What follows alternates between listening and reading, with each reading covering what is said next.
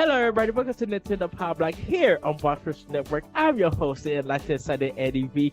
Joining me is Bossman himself, Mr. Courty Dirrig. Hello, good sir. Hello, I am here. I'm ready to talk about some new video games. Yes, and we have the talented and tactful TikToker herself, Miss Courtney Wood. Woo! Hey! Yikes! I'm ready to talk about old games. I am in such a good. Oh, go ahead, Corey. No, I was just gonna say I spent a lot of time trying to play new games this week because I never play new games. So I was like, you know what? Sticking it to the sleep schedule and Right. playing new games. So I have not one, not two, but 3 new video games to talk about. Wow. Also, 2 old ones to talk about. So gear up, Yeah. everybody, because we're doing a lot of playing with power and not a lot of news because, Yes. look, it's October and games are dropping and news is not. Yes.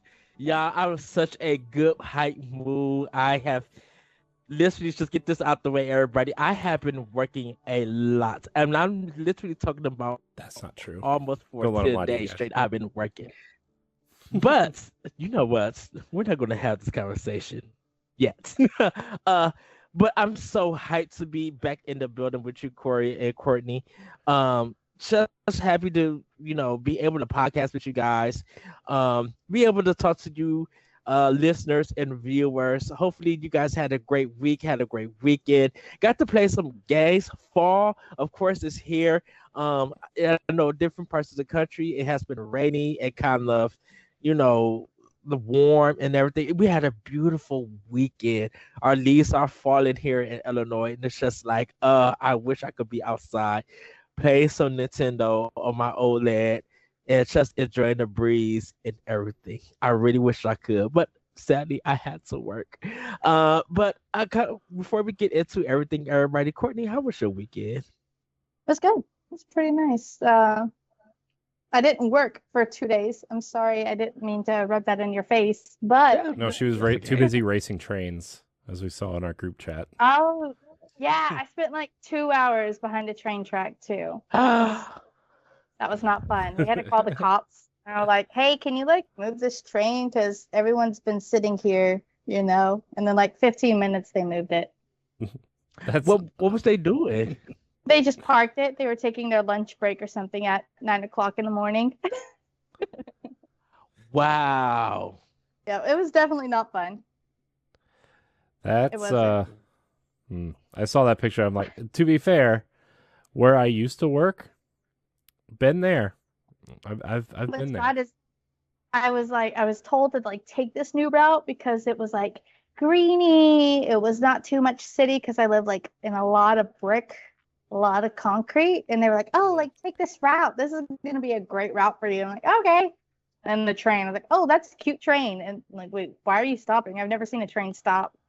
I was like, "Okay, it's gonna move." And it never So moved.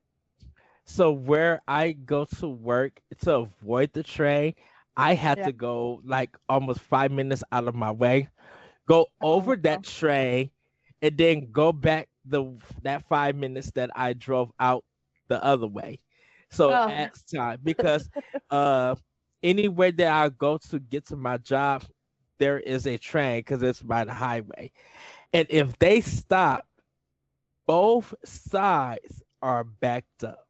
Mm-mm. So Heck we no. would have by my so that's getting to my job. At my job, it's that same train, but then we got another train 2 minutes up that does a freight train and the metro and Oh, Amtrak Lord. all at the same time on the same line. So and that could back up all the way to the highway. So if anything happens, like if ambulance or fire truck need to come and all of that is blocking it, nobody can go nowhere because we're right by a hospital also. Mm-mm. Hmm. So yeah, fun times like that. Fun times, Well, he Corey, says. Fun times, he says. Corey, how was No. your weekend?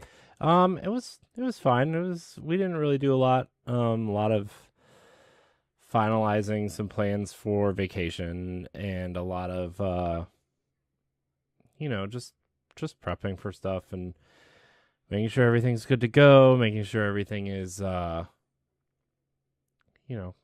just ready to go. We did let's see, what did we do? Hold on, we did something on Saturday. What did we do on Saturday? Where did we go on Saturday? We did something. We did something as a family. What did we do? I forget. Anyways, we had some fun this weekend. It was fine. It was okay. Ooh, I watched the Browns lose. Also found out can't watch the Cavs on Hulu live unless they're on national television because Hulu doesn't carry Fox Sports Ohio, which is hilarious because Disney owns Hulu and Fox, so I don't understand why Hulu doesn't carry Fox Sports Ohio. that's interesting. It's very upsetting. It's all right. I'm going to find a loophole because Cavs are actually good this year, and I actually kind of want to pay halfway attention. Just a little Who's bit. Who's that big star on the Cavs? Well, we just traded for Donovan Mitchell, so he's pretty much our superstar. So we have Evan Mobley, Darius Garland, Allen, and then we have Kevin Love coming off the bench. We have a lot of players. We have a lot of players that are like really good. The NBA is a lot of analysts are saying watch out for the Cavs because maybe not this year, but next year. But next year. Yeah. Okay. Well, they have potential this year, but they're like, man, if they don't do it this year, next year is going to be their year, and I'm like, good. Not that I'm salty about the LeBron situation here in Cleveland, but we need a post LeBron push in basketball here, Who's he playing for now? The Lakers. Oh, he went back to the Lakers. So, yeah, he's 38, so, his thing is he wants to play with his son. So he signed a contract up until the year that his son is eligible to play in the NBA. And then he's going to play his last 1 or 2 years with his son, which is fine. So. That's cool. I gotta say one thing about LeBron that I actually got to give it up to him having his school and everything. I think his school is still going strong. Yeah, it's right down the road from where I live. So it's like it's literally like a 6 or 7 minute drive from here. Oh, cool. Well, Corey, we got some housekeeping. Nope. To do. No housekeeping. Yeah, we do. We have some housekeeping. So if you didn't see on our social media feeds this week, we have officially put to rest standard definition. It's just, like we said the last week, it's becoming a lot of work, and we are just spreading ourselves too thin, and scheduling conflicts and personal matters and all these other things kind of factored into it. But putting it on hiatus, but we are supplementing our Patreon with the return of Talk the Walk and 1v1 interviews and a couple extra expansion pass episodes and these kinds of things. Ranking Nintendo is going to continue on expansion pass, so no worries there for people who enjoyed that. So yeah, we're currently working on other plans to restructure Patreon, but nothing really to say at this moment. But yeah, Pow Block is going strong. Woo! Strong, I said.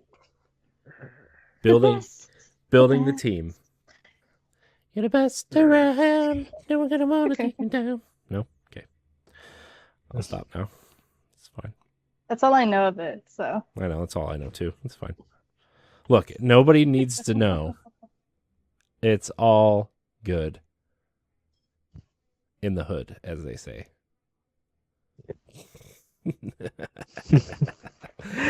Well, Corey, No. we also got some. Patreon producers to shout out, so let's give them a shout out. Yeah, we do. Let's do a little shout out here. Sorry, I'm trying to share that we're live on Twitch. By the way, everybody who listens to the audio version, we go live on Twitch every Monday night. If you want to come hang out with us and chat in the live chat, watch us live, do our thing, maybe a little pre-show shenanigans, that kind of thing. Just throwing it out there. We don't really promote it at all, really, ever, except on Even Twitter though and we stuff. should. Yeah, working on that. Yeah, we That's are. why we brought somebody in. Yeah. Because I'm terrible at it. Just wait till Tuesday, tomorrow. Yeah. That was a real cough. Don't bother muting yourself, Ed. It's fine. Oh, sorry about that. I have my orange Fanta. Oh, he's choking on orange soda. All That's right. why I have a Coke too. Coke buddies. All right. So yeah, if you want to support us directly, if you want to support Nintendo Pow Block Expansion Pass and the rest of the shows here, you can head it over to the Boss Rush Network Patreon, patreon.com/Boss Rush Network. It is a monthly subscription service based program where you can support your favorite creators directly every month. We have 2 monthly tiers at the moment. We have the $1 tier, which is our early access tier. You get early access to Expansion Pass, the Boss Rush podcast, Boss Rush After Dark, Talk the Walk, and 1v1 interviews. But if you want to be a Patreon producer, you can subscribe to our $5 tier, which grants you early access plus a shout out on every show. So without further ado, our Patreon producers for this episode of Nintendo Pow Block are Adriel Munger, Austin Campbell, Celeste Roberts, my wife, Sana Dirrig, Francisco Santillan, and Rebecca Jewell. I want to thank all of our Patreon producers. I want to thank all of our patrons. And I want to thank all of our free listeners. Remember, all of our content remains free. But if you are a patron, you get a few perks. Like I said earlier, new perks are coming. So stay tuned for that.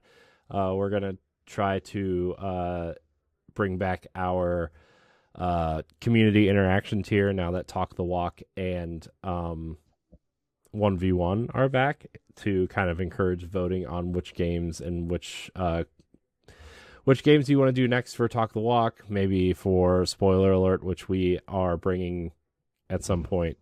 We kind of got derailed as we were restructuring, so don't worry, Spoiler Alert's still coming. I love spoiling. So everybody, just so that you know, our first one is going to be Death's Door. So please get that game. Finish.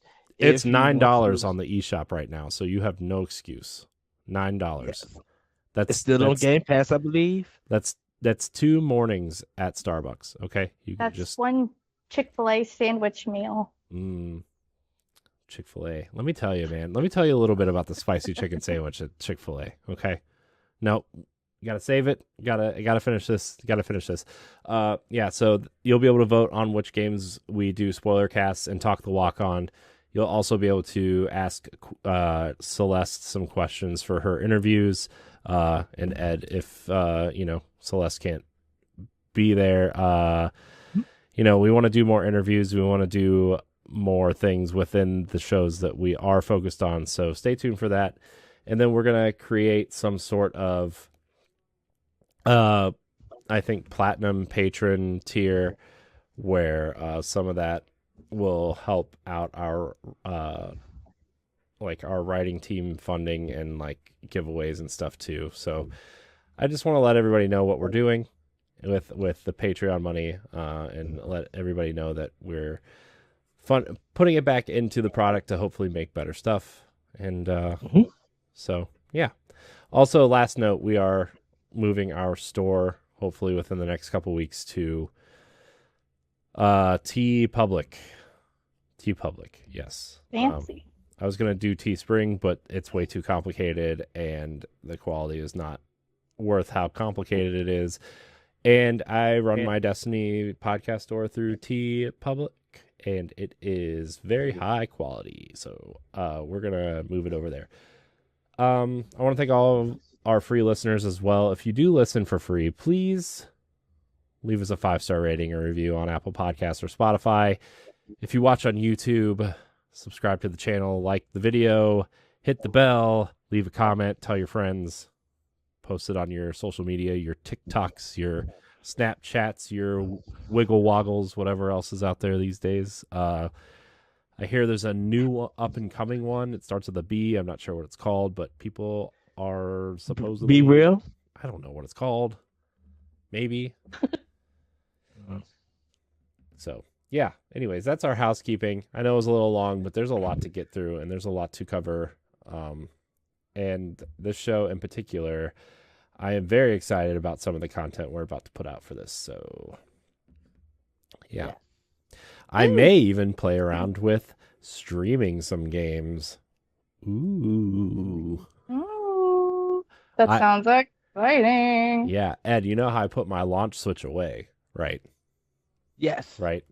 Well, last night I was feeling kind of good about playing some games now that we don't have, 2 shows are kind of packed away on the shelf for when we can bring them back. Mm-hmm. So I went downstairs and I got my launch switch dock and I got my launch switch Joy-Cons. By the way, nothing looks better on a Switch than the grays. Okay. I'm just going to throw it out there. I am a gray man. I love it. Look, I like a little color sometimes, right? I like the blues, and I like my whites, and I like my sharp yellows. But man, when you take this thing out in public and you are showing it off to people that are like, "What is that?" I'm like, "It is a Nintendo Switch OLED edition with the grays." And so, yeah, I slapped these puppies on. Oh, feels like home. Feels like home. But I also hooked up my dock over here because I'm kind of rearranging stuff to set up streaming. I did some test streams of Destiny the last couple weeks with my Destiny Discord, and went pretty well. So I was like, well, let's bust out the dock and see if we can do it again. So yes, yeah, Animal Crossing. Nope, no Animal Crossing. Maybe look. Here's the thing. Yeah. If we bring back the the community interaction tier, maybe that'll be a thing. What should Corey play? And there will be a list of terrible games that I do not want to play, either horror games or Animal Crossing or whatever, and I will stream something. But until then, no Animal Crossing. So let's blow this up so that he is able to get Animal Crossing and become a cozy streamer. Nope. Guys, no. Let's grab our hot chocolates and can you see me and Corey play Resident Evil 5 together? Dude, Resident Evil 5 is not scary, okay? Resident Evil 2 is scary. Resident Evil 5 and 6 and 4 are not scary. 2 is scary, okay? 1 and 0 are scary. 3... I never played 0 yet. Not as scary, but still scary when Nemesis pops through the wall. You're like, oh my god. Okay. 5, not scary. It's like, I mean, look how big Chris Redfield is, first of all. Okay. Yeah. So, just saying. Punching boulders and... Yeah. Yeah. So, and then he just keeps getting bigger. See him in Resident Evil 8? Ugh, he's huge. Anyways, I do own all the Resident Evil games now, though, except for 8. Just throwing that out there. Oh. Yeah. But the spookiest game I'll be playing in October would be Luigi's Mansion. So. Oh. Dude, that one's scary. What are you talking about? I know. It is not scary. Gooigi is pretty scary, let me tell you. That is hilarity. What's bad is like if you put your headphones in, you can hear like your little heart go faster, and I think that's the scariest part of the game. Mm. You're like, I gotta hurry or I'm gonna die. Have you seen the arcade version? Mm-mm. You know what I thought about hooking up, Ed? Is my Dreamcast and playing some Blue Stinger. Ooh, yes. We should do that because I've been I actually so you know how I got rid of Illbleed like a year and a half ago for like $150. You know that Yeah. game's going for over $400 now. Oh, I bought it for $4, and I turned around and sold it for $150, and that was the going rate at the time was that. But now it's going for upwards of $400. I'm like, I'm surprised Dreamcast games are that much. well, I mean, they only sold 9 million units. And But like the games weren't out much. They were only like the games were literally only out for like 3 years max. You know. but you would think like Soul Calibur, Marvel vs. Capcom 2 Yeah, but they would be made like the highest. Yeah, but they made like a million of those games, right? Like Illbleed probably sold like 30,000 copies max. You know, an obscure, weird horror game without any like action in it. You know, that's all I'm saying. That's all I'm saying. So I would probably say the Dreamcast Crazy Taxi is probably up there too. Because it has the original soundtrack on there, the licensed music. I have that too. I have Crazy Taxi 1 and 2 for Do not get rid of that game at all. I'm not. I'm creating a curated Dreamcast list of games, right? Illbleed's not on that list. That game is terrible. I don't know why people want it. Blue Stinger is also terrible, but at least it was like not terrible at the time. You know? You know how games don't age well. Just imagine when your kids grow up, you know? Yeah, they're going to be. And you still have those copies. Look, their grandkids aren't going to have to work a day in their lives. Okay, they're going to sell. Yeah. Look, they're going to sell all my games, which is fine. Whatever. I won't be here. I'll be dead. Whatever. I'll be growing new trees, or I don't know, being eaten by lions. I don't. With you. I thought about it. I thought about like, and this is going to get real morbid for a second, but it's fine. Casket, drawers in my casket where all my game systems can just be put, in there. Oh my god. It's like an Egyptian king who takes all of his stuff with him when he dies in the pyramid, and then he uses it in the afterlife. I can't. Oh, you're telling me when I go to the big pearly gates, they're not going to welcome me with open arms when I bring a copy of Mario 2 in there? Okay, come on. I could just see Jesus be like, "Ooh, you got Mario 2?" And grabbing all of them, like, "Can I bring these with me?" Right. No, he looks at me. He's like, "I'm Peach." I'm like, "Okay, well, you are God, I guess. So, whatever. What am I going to do? Say no? I don't want to go to hell. It's my one chance. I got to make a good impression." Right. Well, everybody, it's time for Snacktendo. Yes. Corey, what have you been snacking on? All right, Ed. Well, buckle up, okay? So, Saturday we were trying to figure out what we wanted to eat, right? And we were like, "Man, we gotta figure this out, okay?" And so my daughter had a Halloween party at her ballet system, at her ballet studio, right? Company. And they had a good time. It was there for like 2 hours, and my wife's like, "What are we gonna do for dinner?" I'm like, "I don't know." And she was like, "Well, what do you want?" I'm like, "You know what sounds really good? Chipotle sounds good." And boy, was I correct. It's been a while since I've had Chipotle, because like when you order through the app and then it tells you it's not going to be ready for like an hour, and then you can go get it 45 minutes later and it's ice cold because they literally made it as soon as you ordered it, that kind of thing. Well, my wife went to Chipotle and she went in the store this time. And I was like, okay, well, that's good.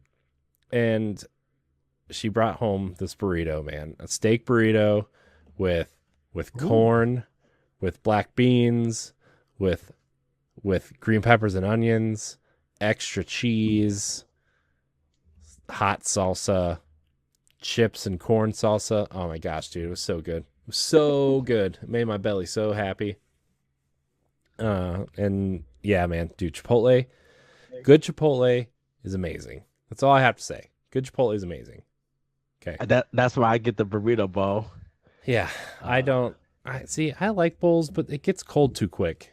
And I don't know. I'm a fan of the burrito. You know me, Ed. That's my favorite thing in the entire world is a good burrito. Next to some tacos, right? Like tacos and burritos are my favorite foods, right?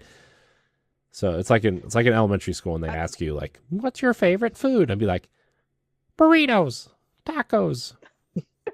So Pizza. I think for me with the burrito bowl is because the most time I eat Chipotle is having it like sent to me, have it delivered. Because there's a Chipotle across the street from my job, so I'm just like, okay, it's not going to be too cold, or anything. Why it takes 45 minutes, I have not one idea. Mm. I'm like, y'all literally across the street. Yeah. There's one real close to where I work too, and it's like super hard not to like think about it all the time. But also last night we got family pictures. That's what we did this weekend. We took family pictures. We took the kids to get like family pictures done, and after that we were like, let's just have like warm, comfy food. So we got like soft pretzels that you throw in the oven. And we had soft pretzels and cheese, and that was our dinner. That's what we ate. Soft pretzels and cheese, like a lot of them, and they were really good. My wife bought like the salsa con queso dip, not just like the regular plastic Tostitos cheese, and it was really good. You know what I'm talking about. The yellow plastic Tostitos cheese. Yeah. Look, it's fine. It's fine, right? Like in a pinch, but you gotta get the good cheese. Okay. Queso Blanco is also a fan favorite. I always try to figure out where do people get the canned nacho cheese. Like you work at Walgreens. There's probably an aisle full of cheese. We don't sell it. We don't sell. If there's kind of any kind of chance, like canned cheese, it's the cheese whiz that you spread on the crackers. No. Oh. That literally is the only kind of like It's liquid not by like cheese. the chip section, like Frito cheese. Yeah, this should be over there. I mean, we got that cheese, but it's that big. It's the nacho cheese that you heat up. Oh. Like sometimes some people add milk to it to make it a little bit more thicker or looser and stuff. That's the kind that I'm talking about. I think you can get it at Sam's Club or something, but I just never see it in stores. So that's why I wonder where people actually get it from. Because they use that kind of cheese when they're selling their nachos, like at football games and basketball games, and like at schools and stuff. So that's why I was just wondering. Like, I always wonder where they get it at and everything. We get ours at the grocery store. Aldi is a big hit in our house. Okay. So I don't like all these. What? It's confusing. What do you mean it's confusing? The whole like area of all these, like at least over here, it's like the freezer section is the whole outside of the store. And then you have veggies on one side, but then you have, oh, surprise, we're gonna put veggies on like aisle 4 too. So you're walking back and forth. It's confusing. Before they did the remodel of their stores, it used to be different because like when you went in, it used to be all the snack stuff, like cookies, cakes, and all of that stuff. And then when you actually got to the back, that's when you got to the milk and cold stuff. Kind of like another normal grocery. There's sodas and pops and stuff were all the way on the other side where the dessert stuff was at. But that cookie section, the oatmeal ice cookies, those the anointings right there. I don't know if they changed it yet, but man, my granddad when we used to go there, we used to always get a pack there. That's when the Twisters used to be like the big fat pack Twisters. They used to only be like 99 cents. So everybody would hit all these and stick them into the movie theater. Oh my gosh. Oh, we used to hit all these anytime we went to a drive-through. Not drive-through, a drive-in movie. We will hit all these with the quick spend $6, have all of these snacks, hit in the back, went in, and then started eating all our snacks for watching the movie. I remember my grandma liking Aldi's, but I mean, I think that's like the last time I went to an Aldi's, and that was like 2-3 years ago. Oh my gosh, they have the since we're on Snacktendo, whoops. Let me tell you about Mama Cozy's oven baked pizzas from Aldi. Okay.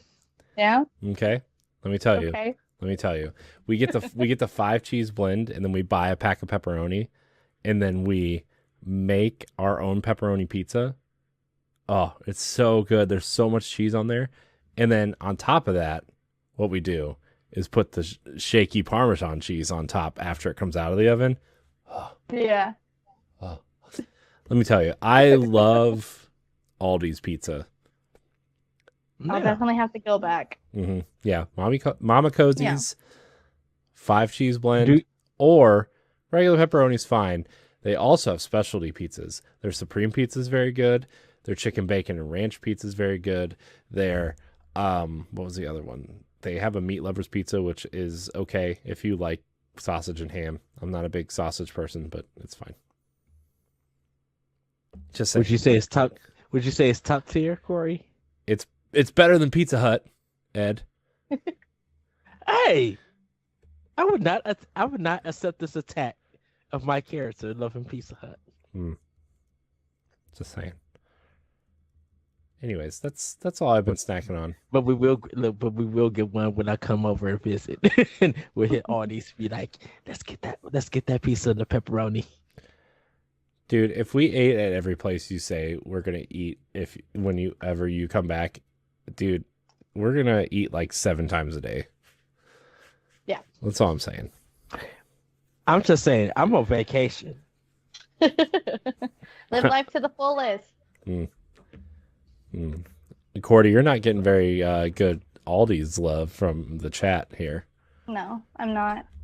Tori Hill says they love Aldi's. So yeah. It definitely back in the 80s. It was the place. It definitely was the place. It probably nobody talks about the 80s anymore, Ed. Well, I'm saying in the 40 80s, years ago.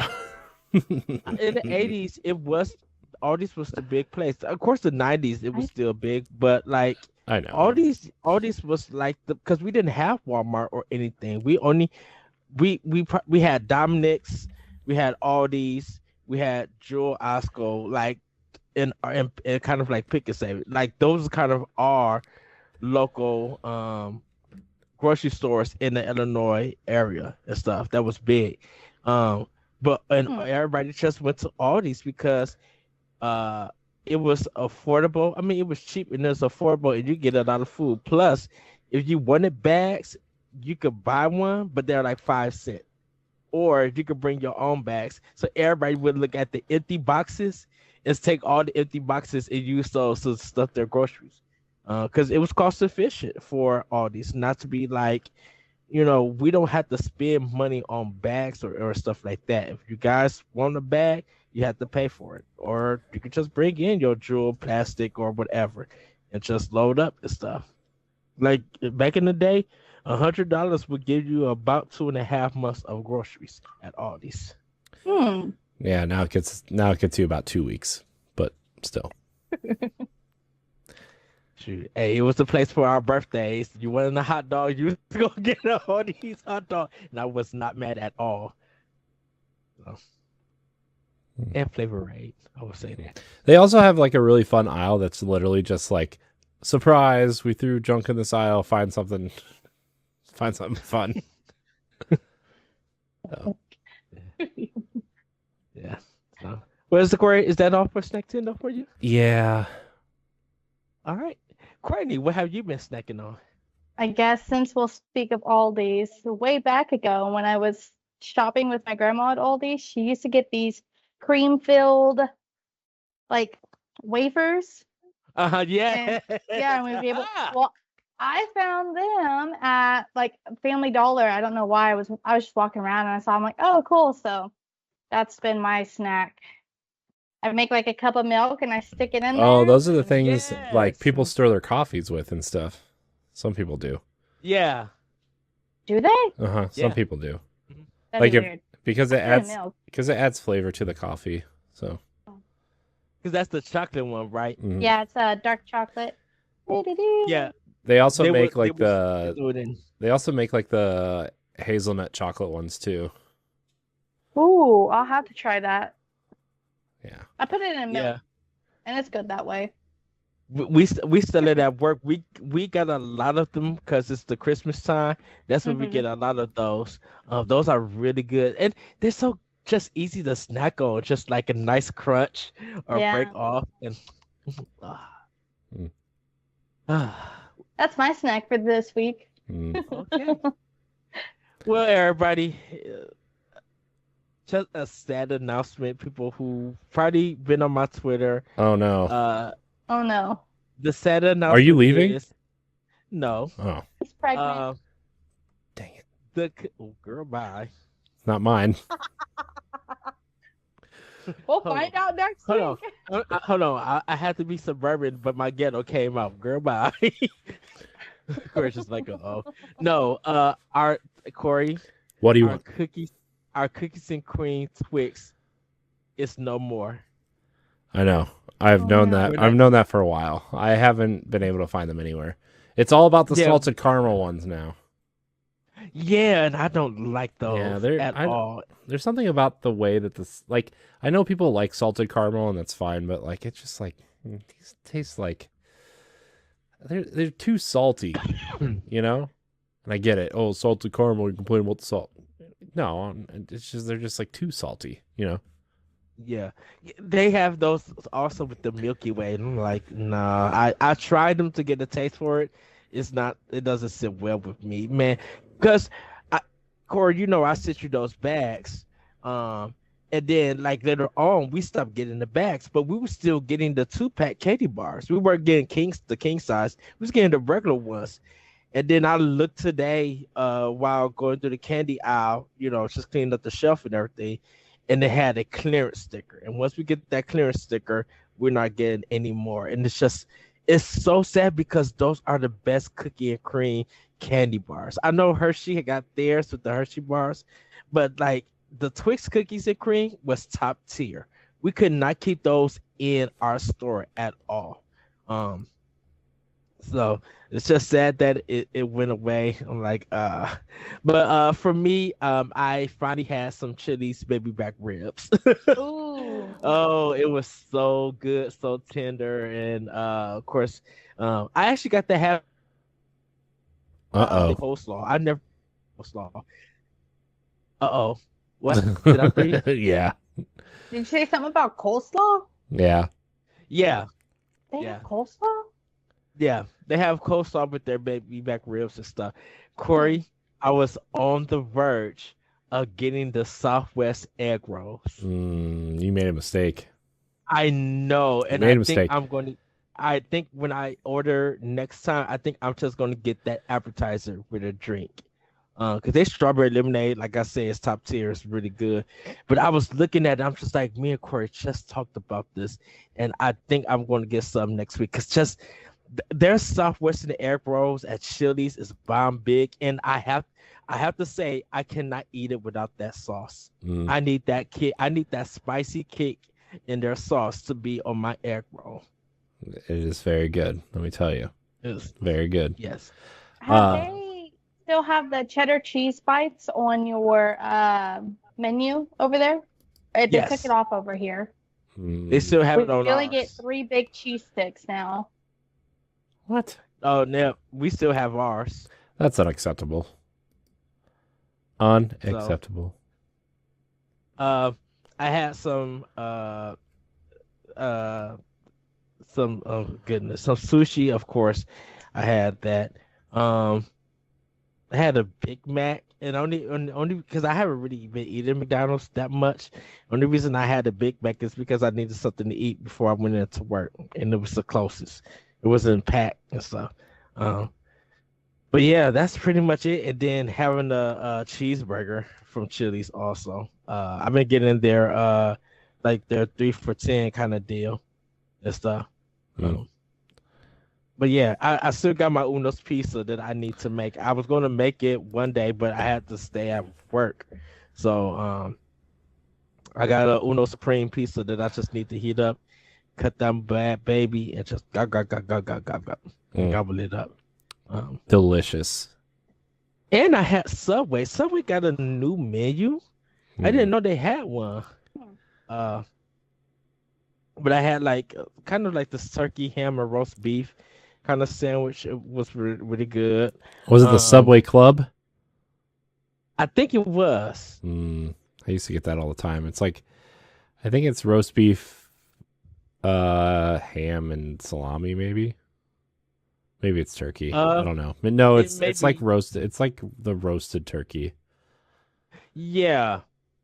Cause I had that ate that up.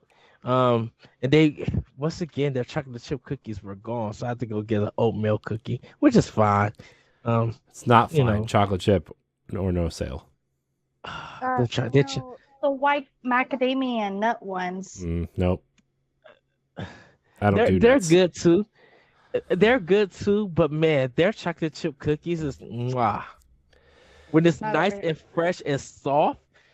Ooh, I have to get like 3 in the bag. I'll be like, don't give me 2, give me that good old 3. You know, at the Subway over here, it's always like staled and dried out. That's why I choose the macadamia ones. Gotcha. Yeah. Yeah. So that's pretty much what I've been snacking on. I have one more thing to talk about. Go ahead, Corey. I forgot. Friday night. So speaking of Aldi, they have these, and I think I talked about them on the show before, but they have like the oven baked, like these little mini empanadas. Yeah. Oh, we had some of those too. Oh boy, they taste just like the almost just like the Chili's egg rolls, but in like little like Mexican versions of pizza rolls is essentially what they are. Do you normally have like sauce on them or anything? I mean, they have sauce in them.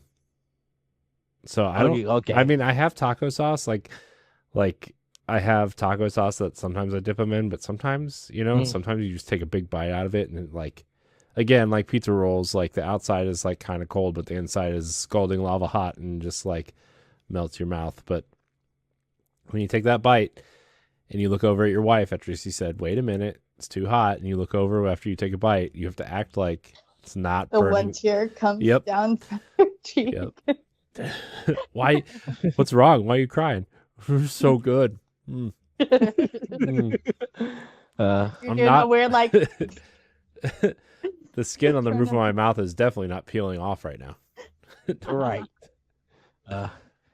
But yeah, I think once I this Saturday I'm off, so I'll definitely be able to go find some places. I do want to go back to Firehouse Subs. That's the there best are some, one.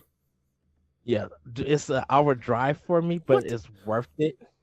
Yeah, it's not worth that.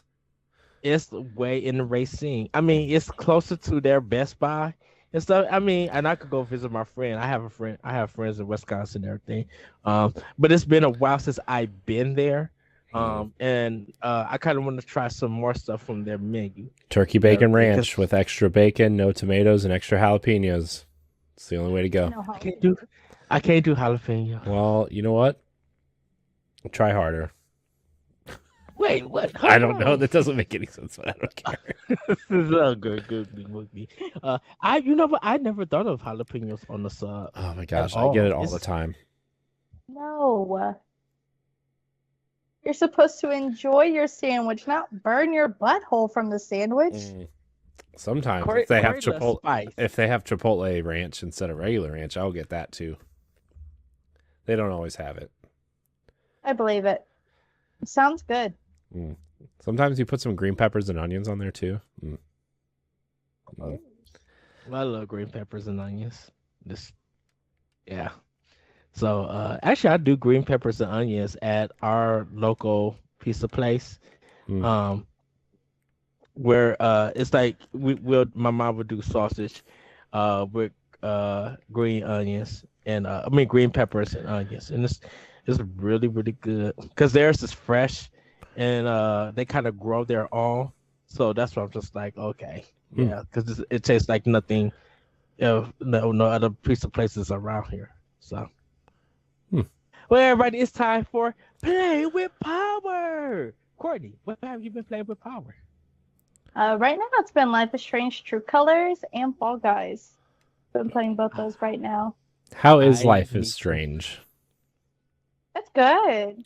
Like the story's like off for me a little bit because it's. I don't want to spoil anything, but there's like not a real reason why she got her ability. Like I still don't understand that part. But it's good. Nice. It's good. I like the acting in it. It's got really good acting. Those games are on my list. So it's funny because my wife and I actually played the first chapter of the very first game, and we really liked it. And I was like, oh man, this is a game we can play together because my wife doesn't play games, and this is kind of like not a game, but it is a game. And then we never went back. Yeah. So, whoops. That was like, we didn't, like, our kids weren't even born yet. That's how long ago it was. Oh, wow. Oh, wow. I can't believe Life is Strange has been out that long, but I guess there's 4 of them, so I guess it has been that long, So, whoops. Yeah.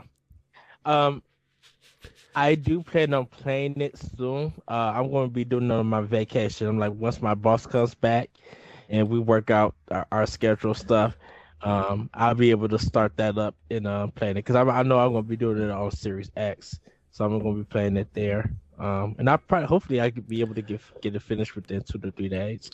It's like literally once Life is Strange is done, it's back to the PS4. Detroit Become Human. Right. And getting that ready.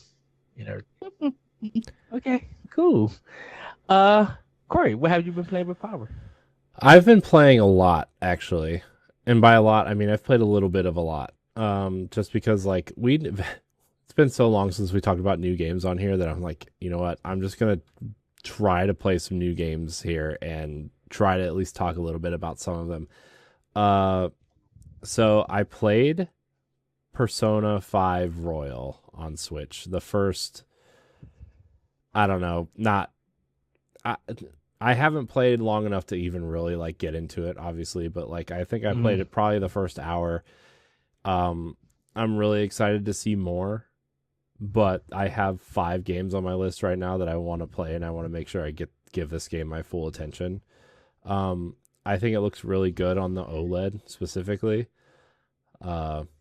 It runs great. It looks great. I mean, it's a PS3 game, so I mean, it's like if it doesn't run well on the Switch, then maybe I don't know. That's just a PS4 game. No, it's a PS3 game. Came out on PS3 in Japan.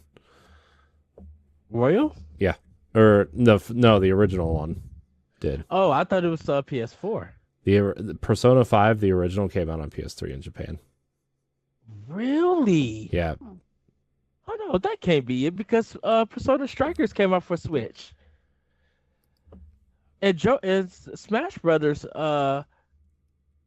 came out for when Joker came to Smash, Persona 5 was on PS4. Amazon Persona 5 PlayStation 3 Standard Edition, $19.99. That's weird. It's not that weird. It came out. It didn't come out here on PS4 or on PS3. I mean, it only came out on PS4 here, but in Japan, because so many people. Remember the PlayStation 4 only came out here. That first, like, in the first couple months, they allotted all of their shipments of PS4 to the United States and Europe. In Japan, it didn't come out until like 6 months later or 4 months later or something. And so a lot of the bigger games that were being released on PS4 at the time had to come to PS3, like Persona 5, which came out, it came out in Japan before it came out here. And they had to accommodate for both consoles.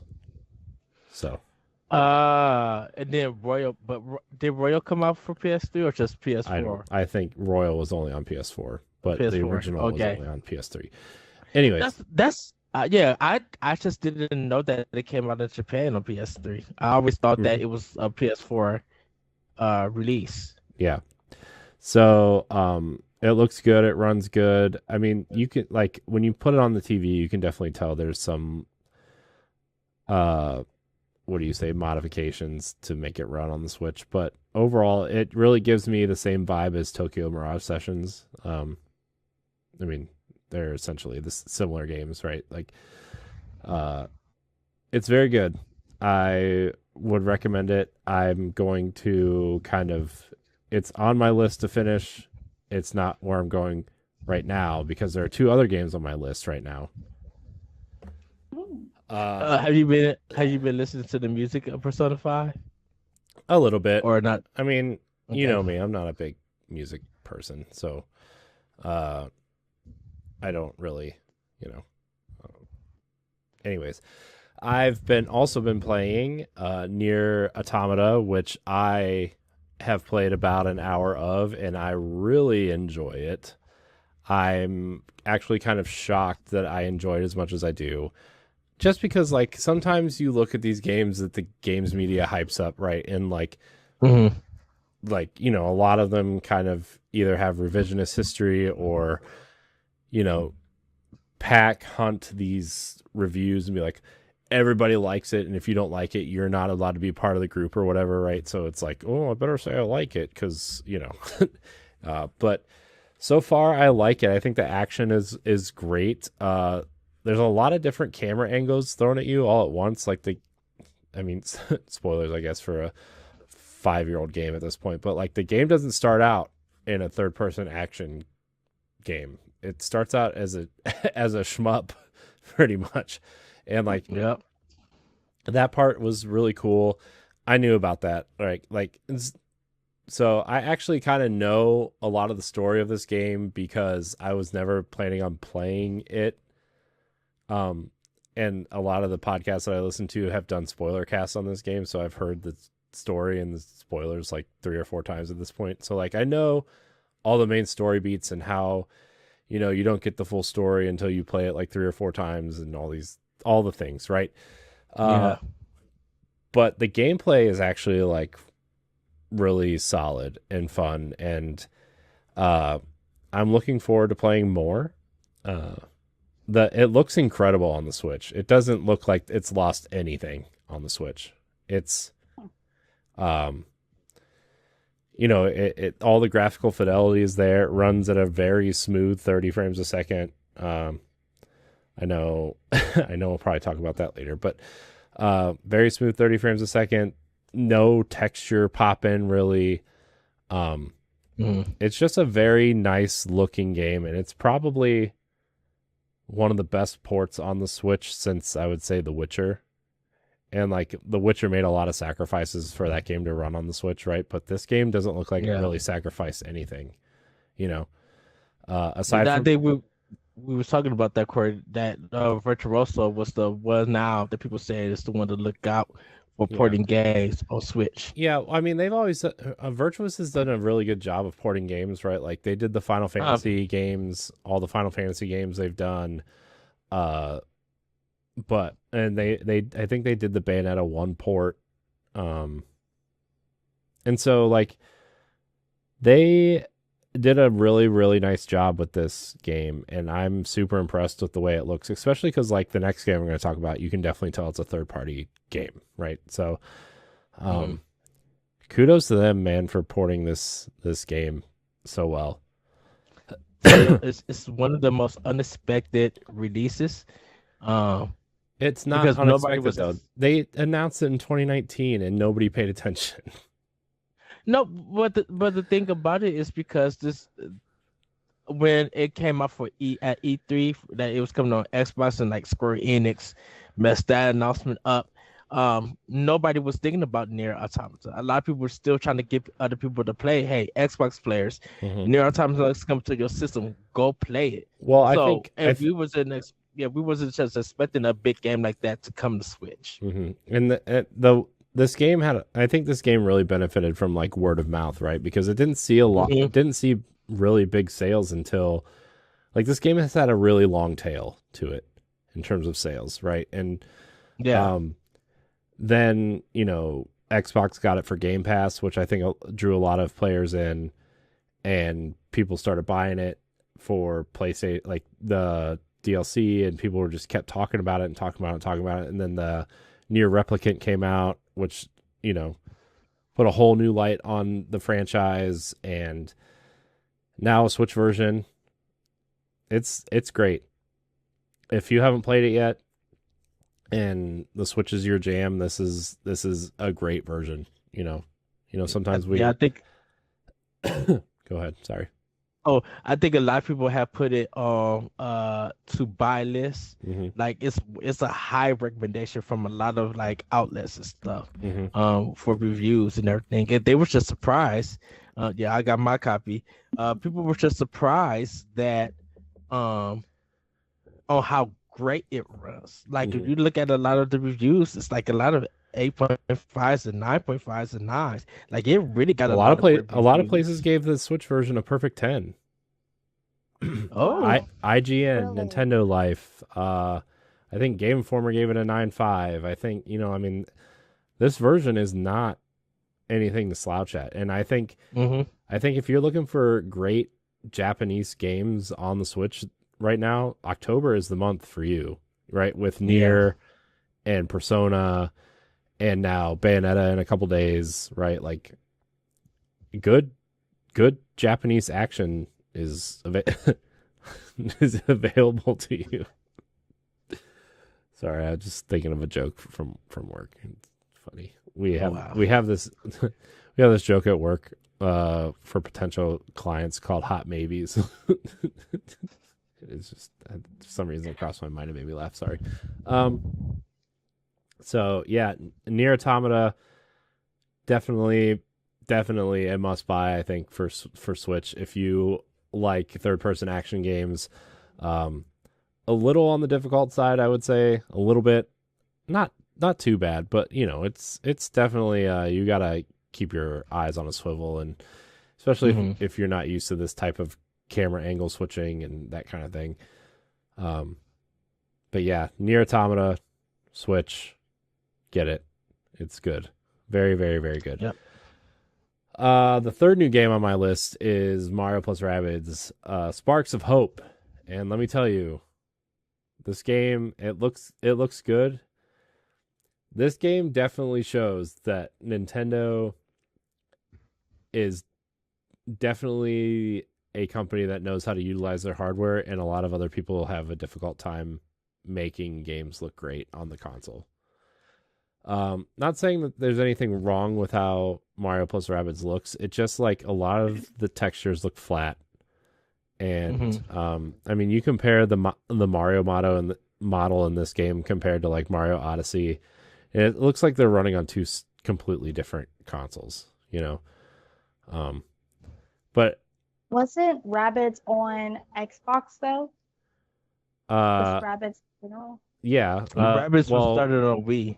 Raving Rabbids started on Wii, and then Rayman is multi-platform, which is where this kind of spawned from. Also very cool, by the way, Rayman is going to be a character in this game as a DLC character if you buy the season pass. Yeah. Very excited for that. But and then like there's all these weird Rabbids party games for Xbox and Kinect and PlayStation and Wii and Wii U. Like they're just everywhere. But Mario and Rabbids is a Switch exclusive because it has Mario in it, obviously. So, yeah. But the gameplay is actually really solid. I think this game is a wonderful strategy RPG, right? Like the major change with this game compared to the first one is there's a couple new characters, but there's also, instead of the tile-based, grid-based strategy that was in the first one, they give you like this little area to free roam in every battle, so you're not stuck to a grid. And I didn't think I was going to like it as much as I do. It definitely adds a little bit more.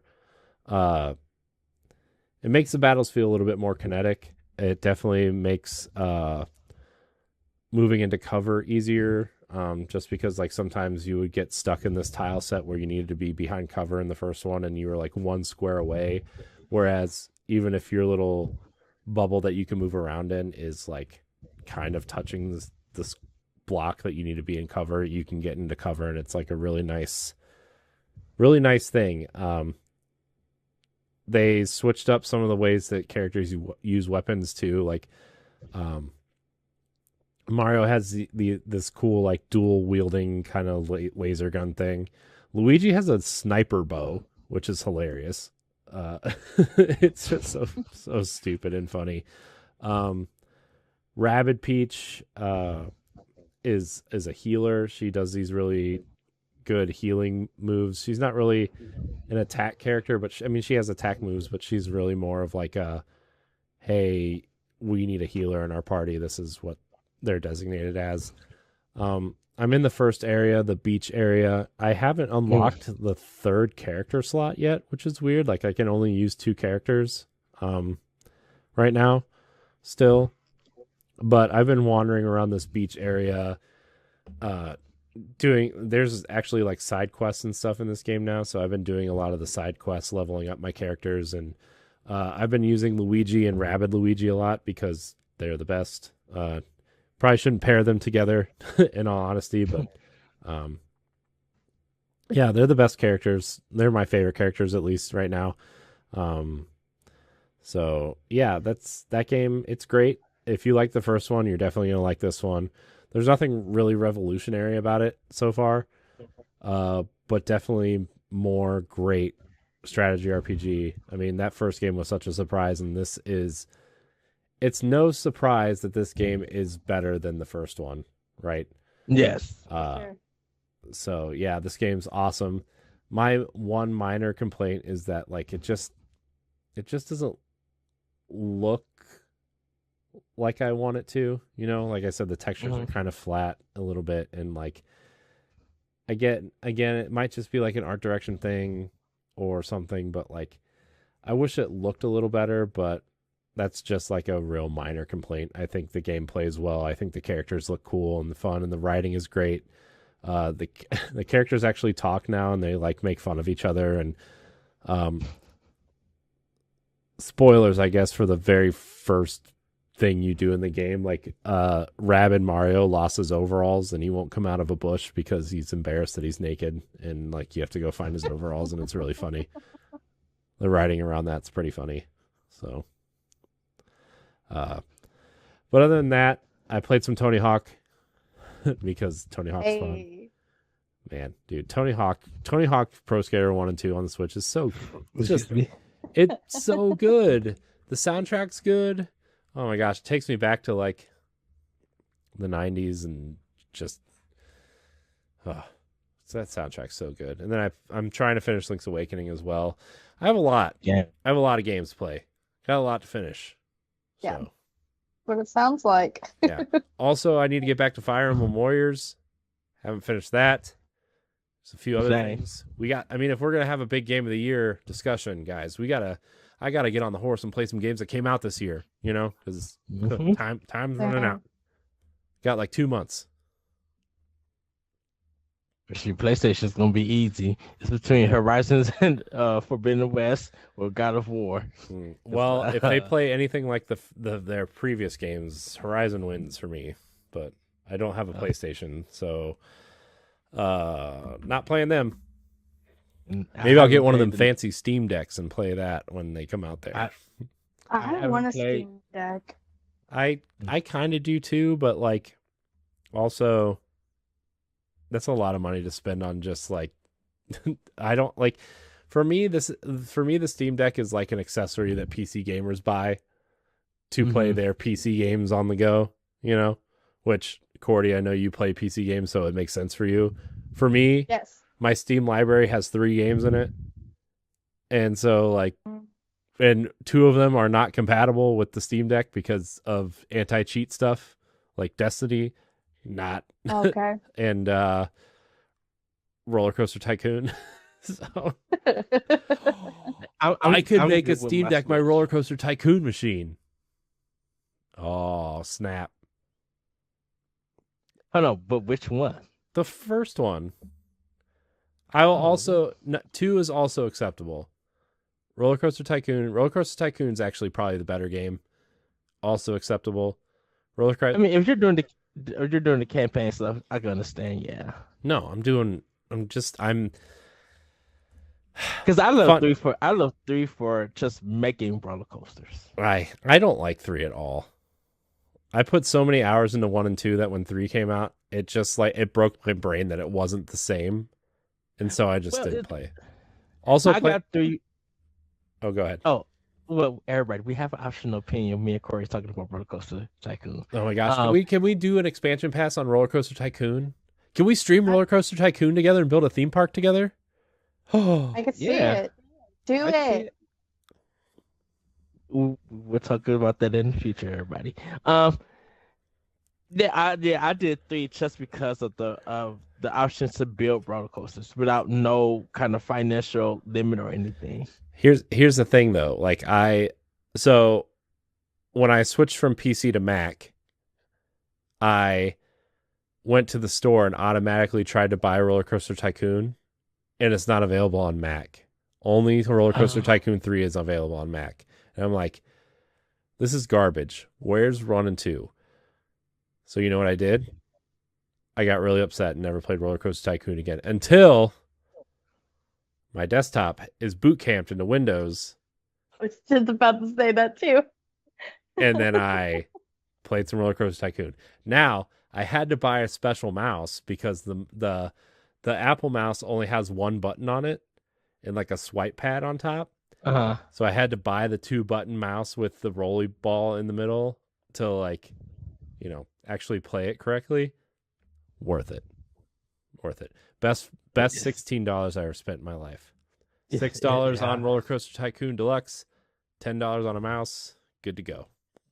Yeah, if you're doing the campaigns, yes, 1 and 2 is the best. But I only like that first level, and I only play the first level, and then when my park gets too full, I start over on the first level. Yeah, I can understand. But of course, that off for what you've been playing. Yeah, I know we spent a long time on that, but I got really excited because this is the first time I've played new games in like a long time. So. Well, quickly for me, everybody, Xenoblade Chronicles 3. I'm close to the end. I'm just doing some side quests, so I did make it to chapter 7. I did get some stuff revealed while playing it. I'm just like, okay, this was expected, but seeing it happen was exciting. So I'm doing that. Last but not least, I am playing Alan Wake Remake, but not the Switch version. I am playing it on Series X. Crazy that got an unexpected, we will talk about that in Femi News. I know we are, but man, because we'll talk about that in Femi News. Well, because I bought it from Best Buy because they only had it for like $20. The remake. So I ordered it and picked it up. No, it actually got shipped to me. So I had it and it was just like, you know what? I need to start this game because I beat the original version on Xbox One. And I had a hard time seeing everything because it was really dark. And it may have been my TV. This remaster one, it's more clearer in a sense. I could like see it, and I'm just like, okay, this is. I'm able to play this game now. And I put it on. I already beat it before, but I put it on easy for this main campaign. I can't wait to do the DLC because I never did that part of the game. So the DLC is going to be new to me. And I'm kind of just like, man, do I wait for another sale for Control to play on Series X, like the Series X version? Even though I beat the game on Xbox One, it's like, do I spend the $20 that they do it on sale? I don't know and stuff. Because it sucks that my old copy, it doesn't give me the newer version and everything.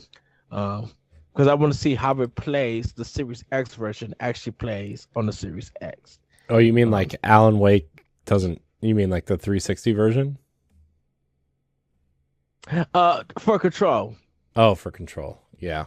Yeah. I ended up just buying the Series X version of Control. By the way, that game, like, I think if I would have played it originally on like the Series X version as opposed to the Xbox One version, like I would have had a much better time with that game, because that was my big problem. Was that game was like stuttery, and so much was going on screen that it just like it ruined the experience for me. Like the Switch Cloud version played way better for me than the Xbox One version. Yes. Not that like I recommend buying cloud versions of games, but they did provide a hour-long demo, and it was like way better. And I wonder if the Series X fixed a lot of the problems. Yeah.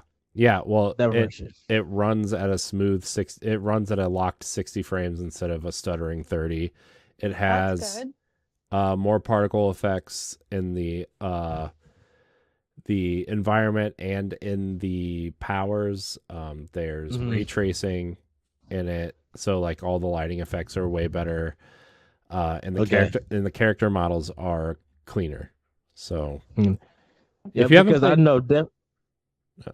Go ahead. I was just gonna say, because of like every time I pause and unpause, it would stutter when I tried to move. Yeah, that was a big thing too. Is like fixed. Yeah, that was the big thing too. Is like when you pause the game and you unpause it, it had to like load the game back in. Yeah. So and plus, I didn't do the DLC for that because I want to do that one too. I just want to, because I know Alan Wake 2 is coming, and I kind of want to get ready for that. So that's why I'm playing like this remaster. Yeah, and there's a big scary bug. There's a big scary bug in front of me on the wall right here, and I don't know if I should kill it or cry. Cry. I'm gonna cry, and then I'm gonna kill it, and then I'm gonna cry some more. But go ahead, Corey. I was just gonna say, if you haven't played Control, play Control. It's a great game, and it's on sale. I think it's on sale. Let me preface it this way: if you have a nice PC, an Xbox Series X, or a PlayStation 5, play Control. If you don't, wait till you get one of these these boxes that can handle it. I'm gonna murder this bug real quick. So, I don't know, Ed, keep talking, entertain people while I die. Don't mute yourself. Well, so that's kind of what I've been doing, like play. I still got my NieR, and like I was telling you guys, I'm getting my steel case for Mario Rabbids.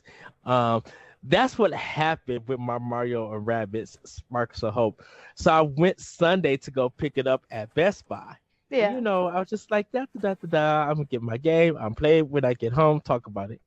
I get there and they can't find my copy.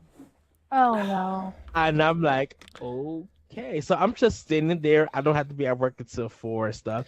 And so the lady was going to cancel my copy, but if she canceled it, my steel case got canceled. So I was just like, well, is there a way to just have it shipped to me? Because like you guys are good when it comes to shipping. Like I could order something and it'll be here within 2 days, like at my house. Like you guys don't play. She's like, yeah. So she's just like, I could do that, but it won't be there till Friday. I'm like, that's great, because the thing about it is, I gotta pick up Bayonetta from you guys. When I get home, my Mario Rabbids will be there. I'm off on the Saturday. I'm gonna have my pizza. I get to nerd out for the weekend. Like that. That is my goal. So everything is gonna work out just fine. And like she was just like, shoot, you might even get it by Wednesday or Thursday. I'm like, I know I'll get it. I would, and they don't know what happened. Getting it right? No.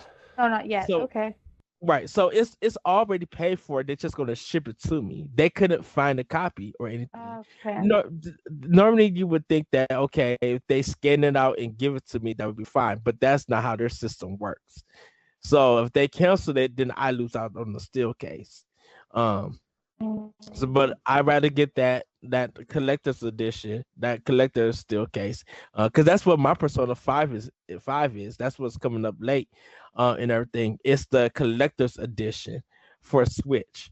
And that's not coming into this Wednesday. So like pretty much get my Steel Tuesday, my Persona Wednesday, and my Mario and Bayonetta Friday. And then to turn around, And I was just like, yeah, I'm getting this stuff, only to turn around to be like, yeah, I'll be back in a couple of weeks to get my Sonic and God of War. They were just like, well, we'll see you there. Like that, the best part that I go to, the employees should know me by now. Every time they see me, they be like, oh, he picking up video game. Like, Right. I, I'm sorry, Target. I'm sorry, Amazon. Y'all had y'all chances. Can't do it. See, Yeah, I never have jacked up I never have a problem with Amazon, ever. Amazon has jacked up in all my.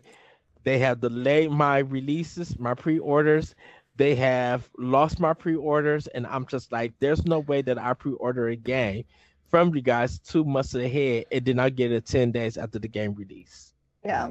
Like that shouldn't happen at all. Regardless. Uh-oh. We have that time down so good. We do. It's gonna be a TikTok for sure. Uh-ohs. Am I back? And There you are. yeah, an montage. Okay. Uh-oh. Ed, when are you gonna get that fixed? I am getting. Once I see what my check is this Thursday, I should have a new computer by then. Maybe you should stop buying all these video games. I'm just kidding. What if I bought you all of these video games? Then what? I don't know. I'd send them back. You know how I feel about you sending me things. It Just upsets make sure me. they're open before sending them to him, so you can at least play it and then send it back to him. Be like, look, I didn't want this, you know. No, My shipping. he'll hate me, and then love me, and then hate me because he's loving me. Anyways, update on the bug situation, by the way. I killed it with my Switch case. Terrible decision, by the way. Yeah. But I smashed it because, like, right in front of me, there's a door right here, but we don't use it. So I kind of use it as like a bulletin board / whatever. But the door has like these little like cracks, like, I don't know, pallet crack things in it. I don't know, like an old timey Western swinging door type thing, right? And it fell in between one of theirs, and my shoes are on the other side of the door, and I'm afraid it fell on one of my shoes. So that's going to be an adventure tomorrow. Anyways, good times. Yes. Bugs. So, so I'm going to have a lot to talk about with Playing with Power next week, everybody. It's going to be games galore for me. So, great. With that, everybody, it's time for Family News. No, it's not. You missed a segment. Before we get into Family News, everybody, I apologize. Corey, you have some show and tell. No, I need some enthusiasm for show and tell, Ed. Let's try this again. Everybody, it is time for show and tell. Yes. That was better. Corey, you have some show and tells to show us. I do. So, I got me that NieR physical edition. Wow. I know. It's good stuff. Good stuff right there. And Persona 5 physical edition. Ooh. Yeah. Everybody oohs and ahs, right? So, here's the kicker. I'm leaving them sealed. No. Because I also purchased the digital version so I could leave these sealed. Here's the thing. Every physical video game I've purchased since I started buying physical games again, every physical game I've had is sealed. Until your kids know how to grab them. Nope. They're in a door with a lock on it and not getting it. I am still waiting for my Shredder's Revenge from Limited Run game. Oh, I got that too. I forgot. I put it on the shelf. I got that too. Which one did you get? I just got the regular one. Collection? I'm not doing collectors. Dude, that for $150, that collector's edition was trash. Oh, I got like the $80 one. I mean, that's even worse. You get less trash. Congratulations. Well, because I'm waiting for that one. I'm waiting for my Stray collection. Does it come with a real cat? That would have been hilarious. What if the Stray collector's edition was just a stray cat that they found and they just sent it to you? then I feel gypped because I have 19 different stray cats around in my house meowing at night. Well, look, you already And got I'm going you got your look collector's edition. one day I'm gonna hit one of them with some soy sauce or some teriyaki sauce in a bag of rice if they keep meowing at night. They'll probably Yeah, thank you. just They're throw probably them hungry. tuna. Girl, I need that tuna to make my sushi to roll it up. Oh no. So, yeah, no, but I just, man, these limited run, like they used to be so cool and quaint and stuff, and now like I almost feel like limited run is doing these things that just like aren't. You might as well just buy like the collector's edition of the game when it comes out anyway, for a different console. It just, I don't know, it just the Turtles one to me, as big as a Ninja Turtles fan as I am, that Ninja Turtles limited run collection was really disappointing. Like it was just like I don't need trading cards. I don't need pins. I would like I don't know, maybe the game comes in a turtle wagon, you know? Right. Like Well, with them now being bought by that one company, like I really hope they turn it around because I'm just like, I hope you guys be able to produce more of your copies in a quicker rate, like even collectors or just original, and get them shipped to people. It shouldn't be almost a year after that game comes out, and then people are starting to get it.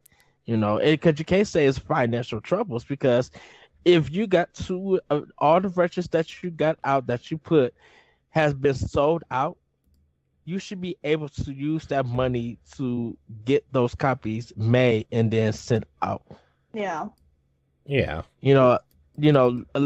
The reason why your business is big now is because your physical stuff for Switch. Like those will sell out before the PlayStation or even Xbox don't really count yet until they start doing something. But your Nintendo Switch virtuals are going to sell out and that's where most of your money is being made. Yeah. Well, Uh-oh. good for them. Good for them. I mean, good for them being purchased and whatever. I don't know. I remember how excited I was when I found a copy of like Super Meat Boy and Ukulele from Limited Run, right? And like just having a physical version of those games was like, oh, this is what this company is doing. And now they're doing like these big, huge, like, dude, they did a limited run physical super edition of Doom Eternal. Come on.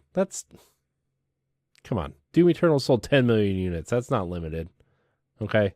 Right. I get the Switch version, like, didn't have a physical run initially, but like, come on. Yeah. Anyways, that's my rant about limited run. I'm glad that they're successful. I don't want anybody, get me wrong there. I'm just saying, like, I feel like they're starting to try a little bit too hard compared to what they were, and like what they were even 2 years ago was like something special, right? Where they were publishing these little indie games and giving these games an extra boost because people like to collect physical copies of their favorite games. Yeah. Right? And like Hyper Light Drifter, Ukulele, Super Meat Boy, and plus, like these games had physical editions from limited run and it was super special. And now, like, it just doesn't. They're trying too hard and it doesn't feel as special, So yeah, I don't know. That's my rant. Well, everybody, it's now time for Family News. Yeah, it is. Corey, so take it away. All right, so there's not a lot of news here. Okay, so we're just gonna kind of blow through some of this stuff. So initially, I have here Bayonetta 3 developers respond to voice actor dispute in an official statement. But then some other statements came out after I had this, and then she came out and made another statement. And long story short, somebody wasn't telling the entire truth, and it wasn't the company developing the game. Uh-oh. Or publishing the game. Yeah. So, again, I want everybody to be treated fairly. I think the statistics we brought were pretty valid. I know Crossroads talked about it that week as well. We talked about it a little bit on Boss Rush podcast a little bit. Other podcasts were, bringing up certain like, okay, well, $1,000 per session for new people, 2,500 to 3,000 for veteran, like, not big names, but veterans in voice acting. She was a little bit more than a veteran, so she got offered a little bit more over 4 or 5 sessions. So like $4,000 over 5 sessions would be, $20,000 for 5 sessions, which is, Mm-hmm. I don't know. And, it regardless of whether or not you thought that was a lot of money or not, and if that was a fair treatment or not, the fact is she kind of lied about it, allegedly. We don't know. Gotta say allegedly, too. I don't feel like getting sued. Allegedly lied about it, and now things are coming out, like filings and paperworks and NDAs saying that she was offered more. Mm-mm. So, look, Jennifer Hale, I hope, does a great job with her. From all accounts, she is. But I really hope that people apologize to Jennifer Hale. I really hope, because sending threatening messages to her and offending her was literally to somebody who had nothing disgusting to and do with it. unfair. Exactly. And I'm not great. And it's great that she put out her statement and everything. And she just like, I can't respond to anything because of her NDA, which I respected and everything. But it was just like, she shouldn't get the blunt of your upset of something that we don't fully know. We heard one side of the situation that really came out of nowhere, and now and then we get some more stuff revealed. Like, everything got unrevealed, and people jumped on her, people jumped on Nintendo, people jumped on Platinum. Yeah, It was just like, well, I'm canceling my pre-order and I'm just like, wait till the full story good. comes Cancel out. your Because, pre-order. Maybe my pre-order will come on time. dude, Right? all Or the people faster. all the people who canceled it sold out on Amazon. Other stores were selling out. People were just Mhm. like, I'm still gonna go get my copy, regardless of what's going on. I'm still gonna get it because we don't know the full story. And this is just, it was a bunker Saturday of all of this happening, because she didn't have to say anything. Why did you wait for all of this time when this game's about to come out for you to say something? Mhm. You weren't under any kind of contract. They offered you something. You turned the offer down. You Yeah. had time to literally say something. It had been 5 years that this game been in development Mhm. until we actually see something. And when we even actually seen Bayonetta and heard the voice and everything, you Uh-oh. Uh-oh. Do ba do ba do ba do do ba do ba do do do. There you are. back. Hi. Wow. So All staying in the it's episode, guys. Not taking any of it out. editing. So it just feels that Jennifer Hill was treated unfairly. Oh yeah, if y'all want to get on Kamiya and the way that he is, then Yeah, y'all I do mean, that. I look, don't have to. regardless of what you think of this entire situation, he's still like not the greatest guy on social media, right? Like, his social media Yeah. presence is negative at best, right? I mean, he's just like, I don't know, but you can't blame Platinum or Nintendo for not at least providing the facts, right? Or at least not Mhm. lying. You can think what they offered her still is unfair. You can think whatever you want about that aspect, but like, she ultimately allegedly lied about this. So, I don't know. It's And who's gonna donate $60? No disrespect to any charities over there, but like I know, $60? what's $60 going to do? It's like when you go to the zoo and you buy a souvenir for your child, and do you want to round up to the next dollar? What's my 37 cents going to do? Buy like Yeah. 3 pellets of food for your ostrich over there? I don't know. It's just sorry, So it's my closest yeah, comparison. it's just I hope people just went and apologize and be excited for the game and everything. And also, I would say don't jump on Helena Taylor. Don't attack her Don't attack for what she anybody. said. Don't attack, Yes. and we're not. I don't think we're attacking anybody either, right here. At least I'm not doing it on purpose. If you think I am, tell me. But like, don't attack anybody. Like, maybe she thinks she's telling the truth. I mean, like, there's also those people who think that like what they say is the truth, even though like there's facts stating that they're wrong. I mean, and I think we all agree that we want people to be treated fairly. And Yes. that also includes the companies that are being questioned. I think we should Yep. all treat everybody fairly. I know that the world doesn't work like that, and it's a shame that it doesn't, but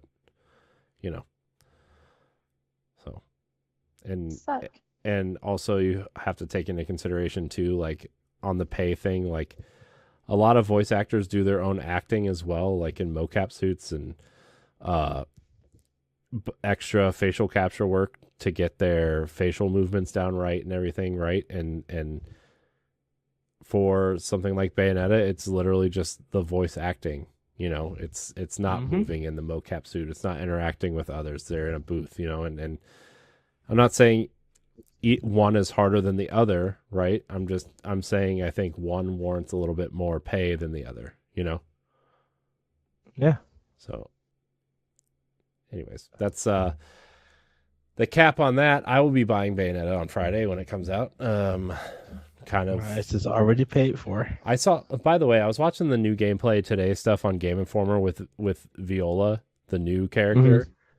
Dude, her sections of the game look way cleaner and way better than anything we saw in those initial trailers. That game, like, it looks awesome. It's reminding me of DMC, like old school Really? DMC. Ooh. I'm like, oh yeah, let's do this. This looks awesome.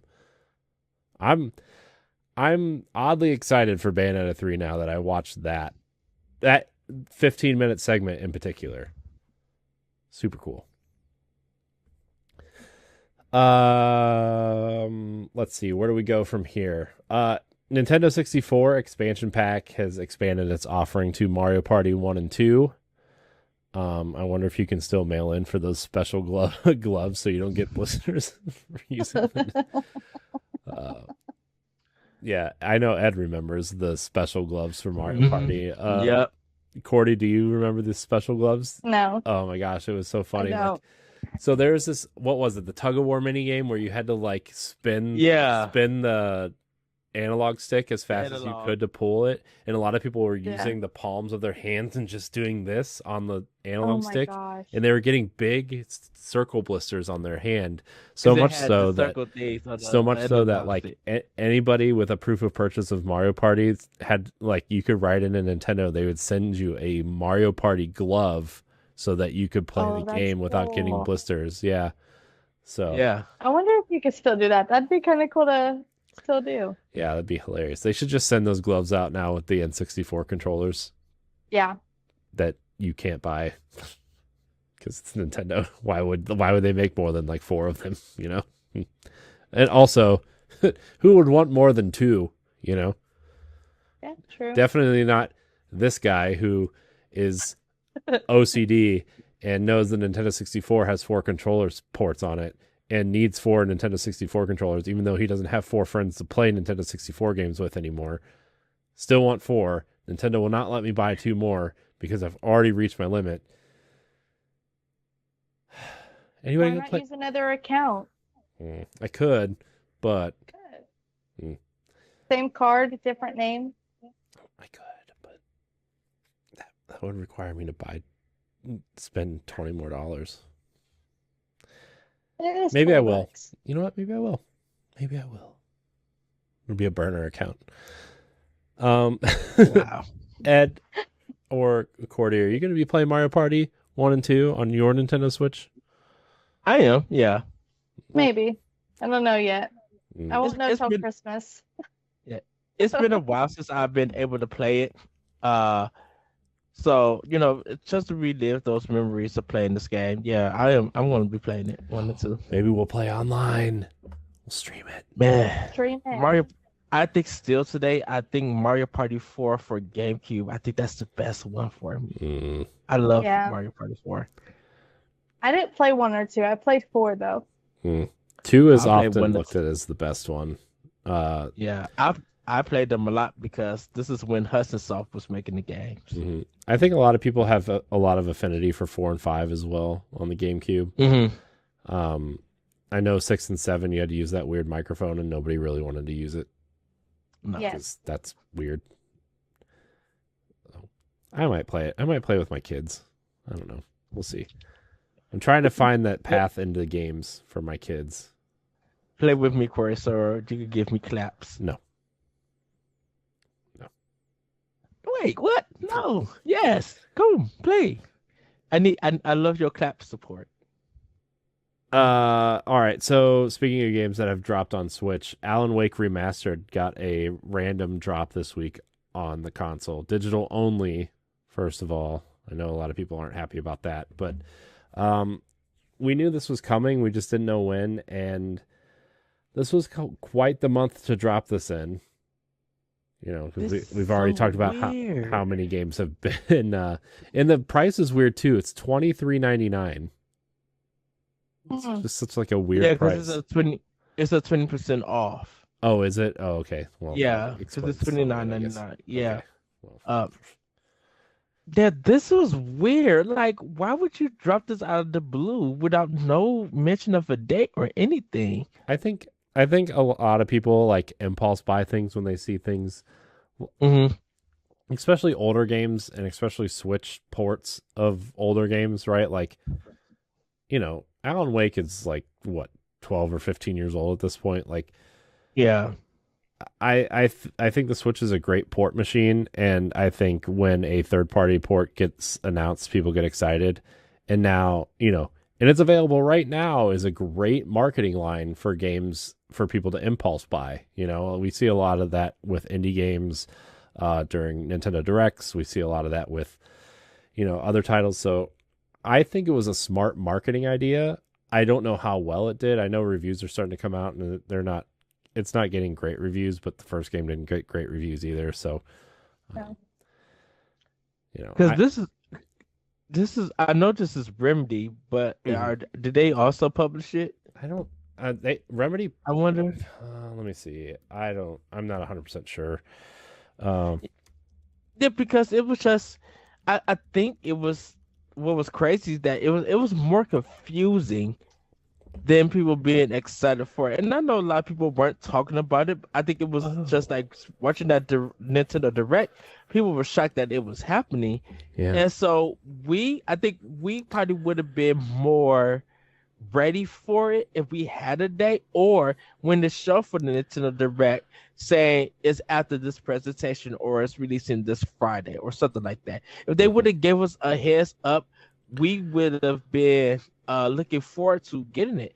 I mean, you dropped it on a date that like a lot of people are just not thinking about games and stuff. And if they are thinking about games, they're thinking about stuff for the games of next week. People want to factor in what they can budget. Yeah. Epic Games is the publisher, by the way. I forgot that Remedy entered that 5-game publishing deal with Epic. So, whatever the next Control game is, Alan Wake 2. I think Remedy has something like 4 or 5 games in development, so that'll be through Epic. 505 is not doing Control? Mm-mm.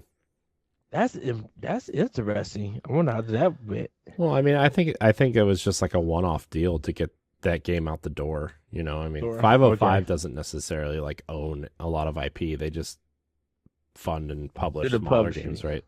So, yeah. Okay. I don't know. Alan Wake fans, congratulations. I guess you your scary spookiness on the go.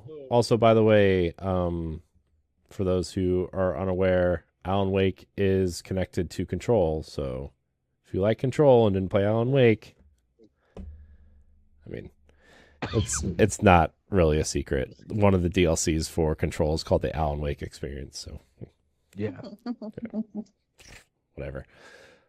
Speaking of spooky games, The Evil Dead is invading Fortnite for their Fort Nightmares event with a skin for Ash from The Evil Dead. So neat. So cool. Never seen those movies.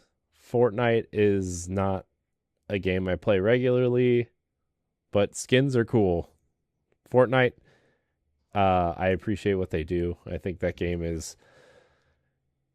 I don't think it deserves all the hate that it gets, even though I've been one to bash that game a lot over the years.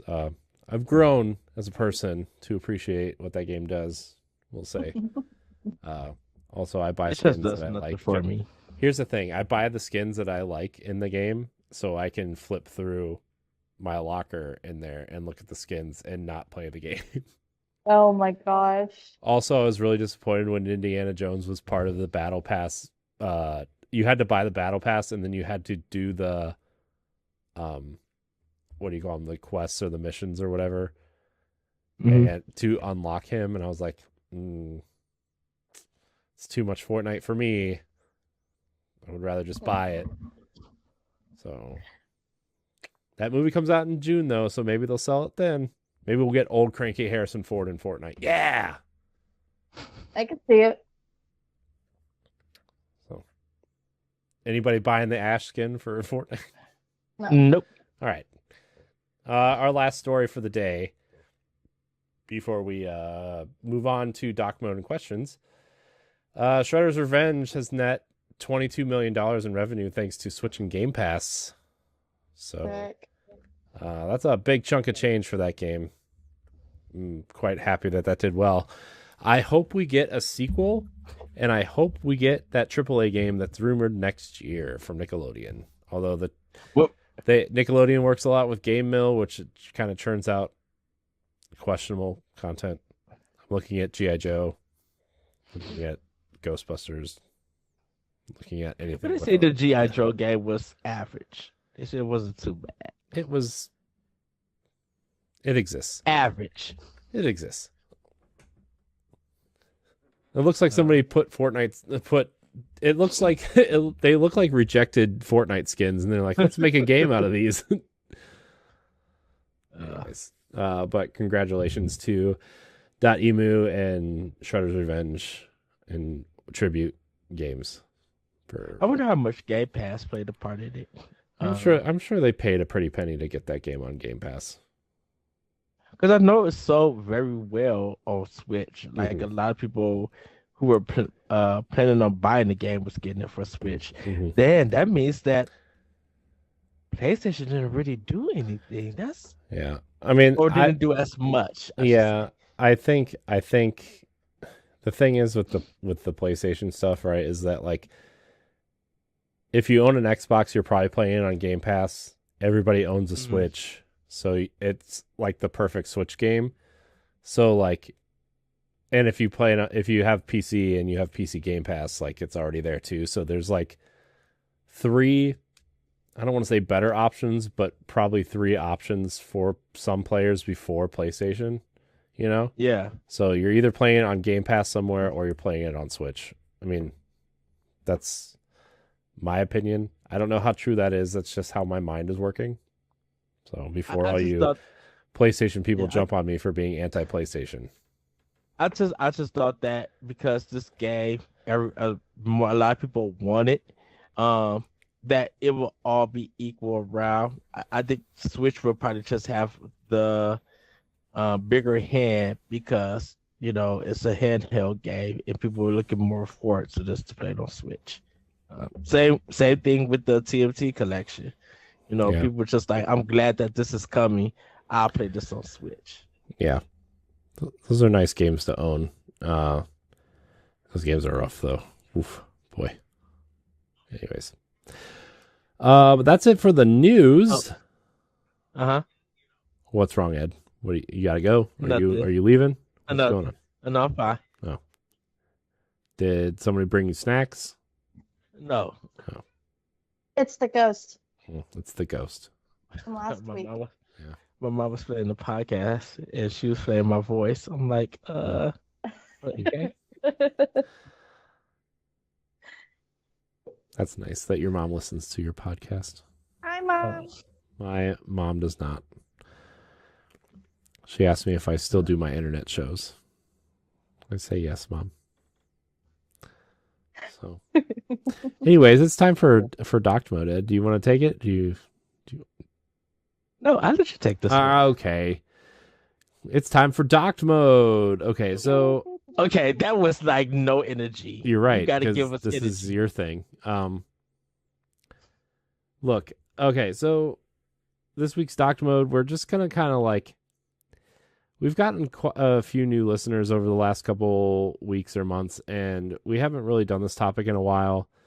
So we're just going to kind of reintroduce ourselves, and obviously Courty is new to the show anyway, so probably should tell somebody about her.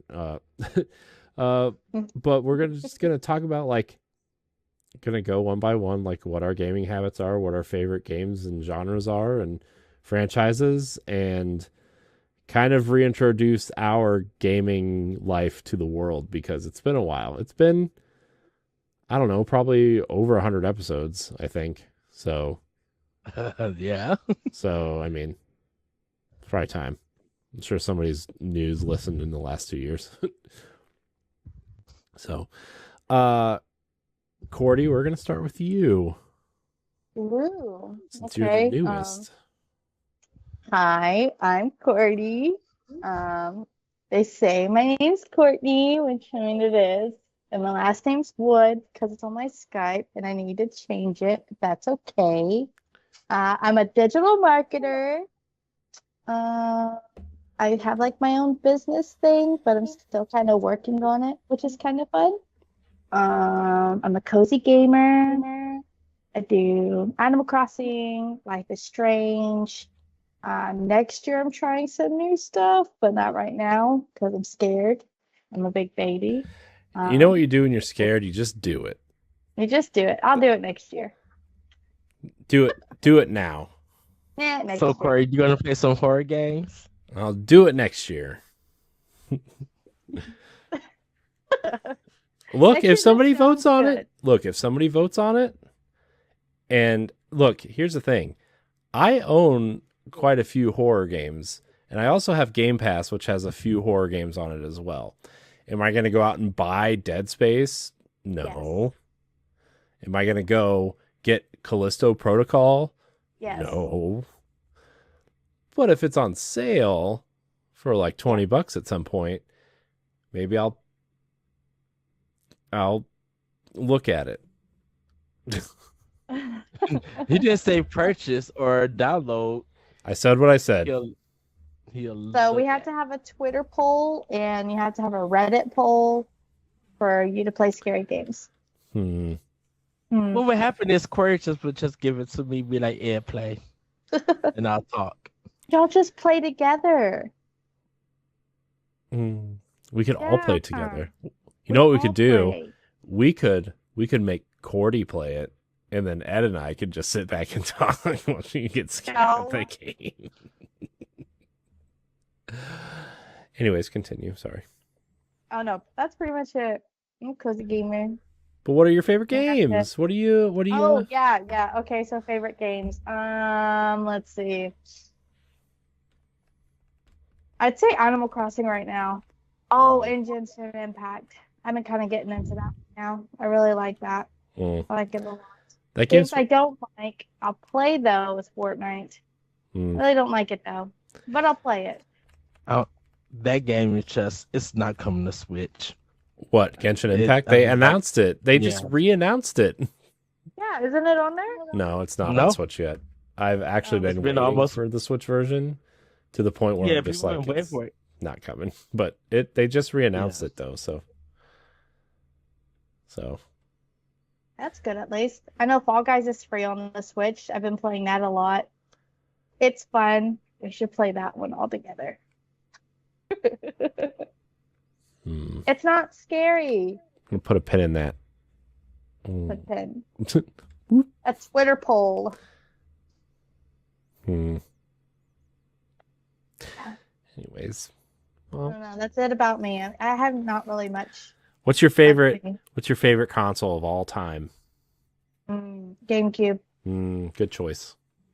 More of a childhood kind of thing for me, so I really like that one. Worst game system would probably be the Wii U. Oh. Slander. Whoa. I don't like it. Why? I'll play the Wii. I like the Wii. I don't like the Wii U. Why don't you like the Wii U? It has the best library of any Nintendo console. There was just too many pieces for me. No. Yes, the Amiibos came out time, and I was like, I don't Courty, want your time here stuff. has been very nice. We're gonna have to gracefully exit you from the show. I'll play it. I'm just saying I don't like the Wii U. Oh, that hurts my soul. I feel like that's something you should have said during the interview, but whatever. That hurts me so bad. There's just too many pieces. No, there's not. I'm gagged. You don't have to plug any of those things in. I'm gagged, and my mouth is agape. The library's good, yes. Don't get me wrong. The games, just the system itself, is disgusting. Oh, it looks just like the Wii. What are you talking about? The Wii was literally the system, and then the controllers. That's it. I don't think you could have played the Amiibos on them. None of that. I just feel like the Amiibos just didn't do it for me for the Wii U. That's it. That's all I'm saying towards that. And it's just too many pieces. This hurts my soul. It hurts. It's a tablet, and then there's a thing you got to plug into the TV, and then if you want to play a specific character, you got to go and find it. You have a right to your opinion. It's too much. No, in this case, it is not okay to be wrong. I said you have a right to your opinion, and I'm gonna leave it at that. Oh, that hurts so bad. Oh, I like the Amiibos on the Switch. It's the same console. No, it's two things. Boom, boom. Ed, she's hurting my soul. Wii U, I'm sorry. See ya. Don't want to be ya. Oh, the games are so good. They're good. They're all so good that they decided to re-release them all on the Switch, except for the three best ones. Yeah. Wind Waker, Twilight Princess, and Xenoblade Chronicles X. Womp womp. And they should have. They will soon. I love Wind Waker. I know. Love Wind Waker. Beautiful. I'm still waiting for Wind Waker and Twilight Princess, specifically Twilight Princess. Waiting. I'll wait for it. It's not on the Switch yet? No. Nope. It's about to be? Nope. Nope. Then Best Buy's lying. I went to Best Buy a few days ago, and I saw they printed up these copy papers for their Switch cases, and they had a Twilight Princess one.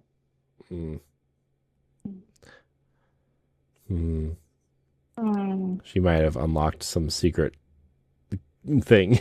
I don't know. Yeah, it's an accidental thing. What if that's what they announced at the Game Awards this year? It's just those games are coming anyway. Best Buy just done goofed it. That might be the best announcement at the Game Awards, and everybody will cut the show off. I know. I would turn it off right away and pre-order instantly. Just saying. Just throwing that out there. Sorry, Jeff Keighley. As much as I like your super duper cool game show, I'm gonna go buy Zelda. I know if that happens and I'm at work, text me so I can order it. I would tell the customer I will be back in the next 10 minutes on Best Buy to order it. Man, you hurt my soul on that one, Ed. Right. Well, save me, Ed. Save me. Introduce yourself, Ed. Okay, so I am co-founder of Boss Rush along with Corey and Jesse. I have been playing Nintendo since around 1985. I grew up with the Nintendo consoles throughout history. The only one that I didn't get, besides like the Famicom and stuff, because I'm a kid, I'm not in Japan, was the Retro Boy. That's the only console that I missed. Um, I've been doing a lot of handheld gaming and uh, console gaming with Nintendo for quite about for 37 years with them. Of course, I played all the well-known Mario games, Zelda, Link game, not Zelda Link games, Metroid games. But I also grew up with Mega Man and Double Dribble and Metal Gear Solid and Bubble Bobble and things like that. Outside of playing Nintendo games, my brother was the Sega kid, so I got to play all the Sega stuff along with him. And my mom, she had an Atari in her room, so I used to play games like Pac-Man, War, Pole Position. I had all of that. As time went on, my first game that was non-Nintendo was a TurboGrafx 16. So I got to play Bunk. I got to play Keep Courage and Alpha Zone, Splatterhouse. I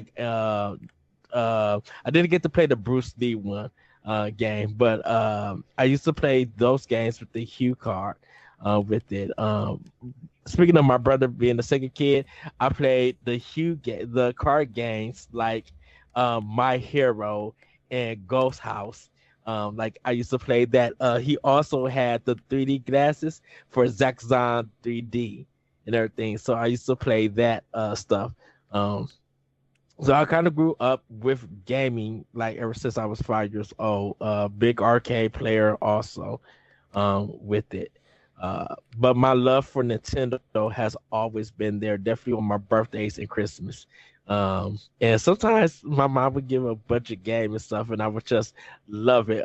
When I got money and everything for my chores or whatever, I used to go to KB Toy Store and look at the bargain bin and pick games like that. So I actually had Rama Half on Super Nintendo for $20 Gross. as a fighting game. And I chose that over Snatcher because I didn't have the Sega CD and stuff. As time went on, as I got older, I'm so sorry everybody. Also was a big reader of Electronic Gaming Monthly. So and GamePro. I got happy because my mom bought me a GamePro book for being an usher in church, and it was the Captain Hook cover. And I just looked at it, and I knew I couldn't read it in church, but when I got home, I just like studied everything. It also had a breakdown of Street Fighter 2 for all the characters and everything. So I was just like, okay. Um, so that's kind of like my little gaming until I got a little bit older and started being able to buy my own systems and stuff.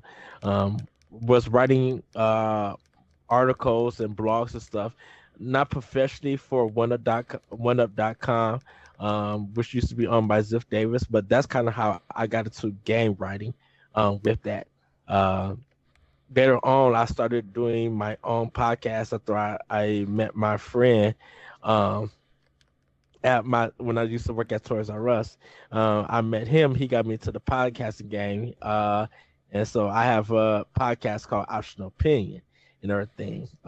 During that time, I met Corey through DNA, and we was chatting on Nintendo voice chat on Facebook, and then we kind of started following each other. We started kind of talking. Corey asked me to, what you like to do in Nintendo podcast, and years later, this is where I'm at. Here we are, still doing it. Who would have thought? Still doing it. But like my gaming habits and everything, I've always been into video games. I used to like Konami was the company to me. They was like Konami and Capcom, they were the games. But when it comes to drawing and artwork, I used to draw a lot of Capcom stuff. I used to just try to mimic their style the best way I could. I could never draw by myself and everything, but when it came to like video games from Capcom's artwork, I used to always draw it, not trace over it, like literally draw and stuff. So that's kind of, Yeah, that's kind of my thing. And then later on, while still working with Corey, while this year's getting more to game writing, doing reviews, and doing more just podcasts and stuff. So that's kind of like my gaming history about me. Uh, and there's more, but I just got to move forward quickly. Um, my favorite genres is JRPGs, beat 'em ups, shoot 'em ups, platformers, um, and action adventure, something. So stuff like Metroid or Iconoclast or Castlevania, it's kind of stuff that I like. But I will play Mario Brothers and stuff. I do love sports games, but it's got to be the arcadey sports games. Stuff like Madden and FIFA stuff, they do nothing for me because they're kind of like real life sports. It ends up putting me to sleep. So sorry about that. Um, but and I do love rhythm games too. That's where Elite Block Agents came from Elite Beat Agents. But Dance Dance Revolution, uh, Guitar Hero, DJ Hero. Oh Um, God, DJ Hero. I forgot that game existed. Yeah, and then cause and then make my video stuff that I used to hear about with Chris Cross and Mark and the Funky Bunch. Uh, but like, if there was one game like DJ Groove or something that was on PlayStation 2 where you could make your own dance music and house mixes. I actually made a 15-minute track of a house mix on my PS2 and everything because I'm close to Chicago, so I'm a house head with that and everything. He says a So house head. but I talk about just shapes and beats and everything, and why I love that game so much is because of that dance music. But then to equal that, Forza Horizon 4, just the dance station on there, I love driving around just listening to that station. And I feel like for Xbox, Forza Horizon is kind of like the leading game for Microsoft. I know people love Halo, but man, Forza is just powerful with it. So uh To be the fair, Just Shapes and Beats has a great soundtrack. Just because. yes. Tetris Effect too, by the way. Oh, Tetris Effect is ridiculous on how good it is. You know that game's getting a physical edition for $40 in December, and I am purchasing it. Are you really? One. Are you gonna open it? No. No. I've literally been waiting. I mean, because I've been waiting for sales for it and everything, and now that it's like I got my Bluetooth for my headphones for Switch. I love playing. I get into the zone. Everything is like non-existent to me. Once I can play Tetris and I get into the zone, that's it. Like I used to play that faithfully on my Game Boy and on the NES. I could just spend hours playing it. And I know there's Tetris 99, but man, the music in Tetris Effect, I just be rocking out. And just like, man, I'm in it. Like, I just want to hear the beats and stuff, but I still trying to make four lines and all of this and stuff with it.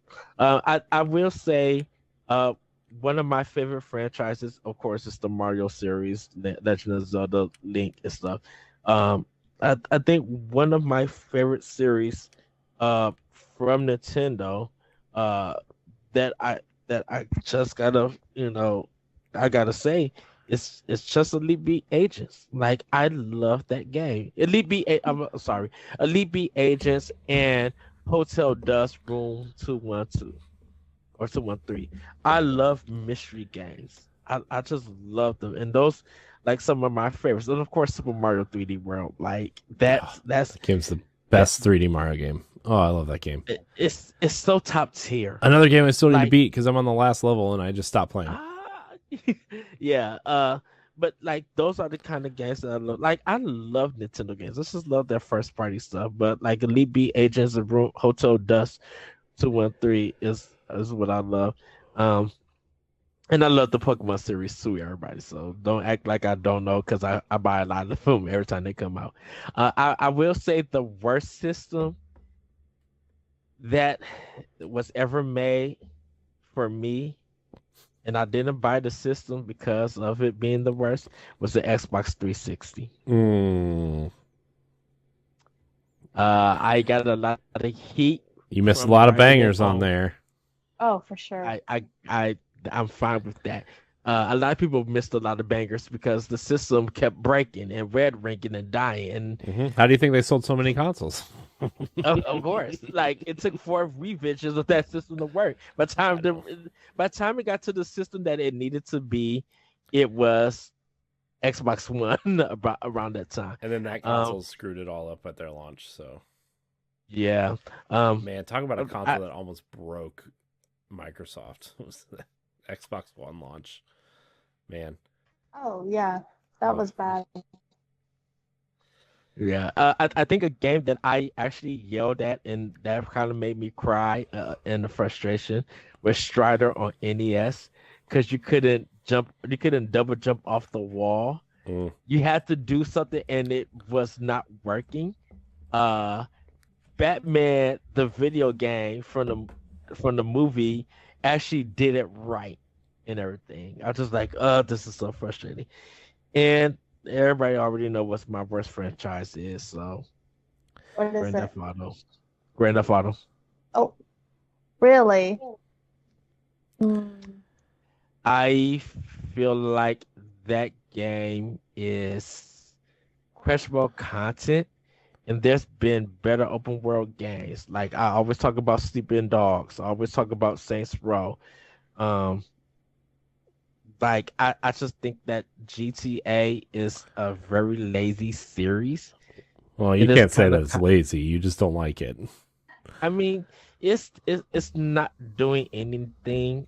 I mean, it's lazy in the fact that it doesn't leave you with any kind of impression or memory of that game. Like That's the only 156 million people say that you're wrong, Ed. But see, and that's the thing about it. Yes, it's so well, and it's controversy, but nothing that was created in the game, no one talks about. Like the single player, like the main campaign, no one discussed it at all. Still to this very day, people probably can't even tell you what it is or anything from a story perspective and everything. Even the character moments, and and that's just Grand Theft Auto 5. But I just feel like Rockstar, you done better. Like, cause I love Max Payne 3, I love that game, and it tells a Norse story, and it's presented very well. It's very memorable. Nothing about the GTA games is very memorable, and it gets very cliched and boring. You already know there's going to be a twist to the game.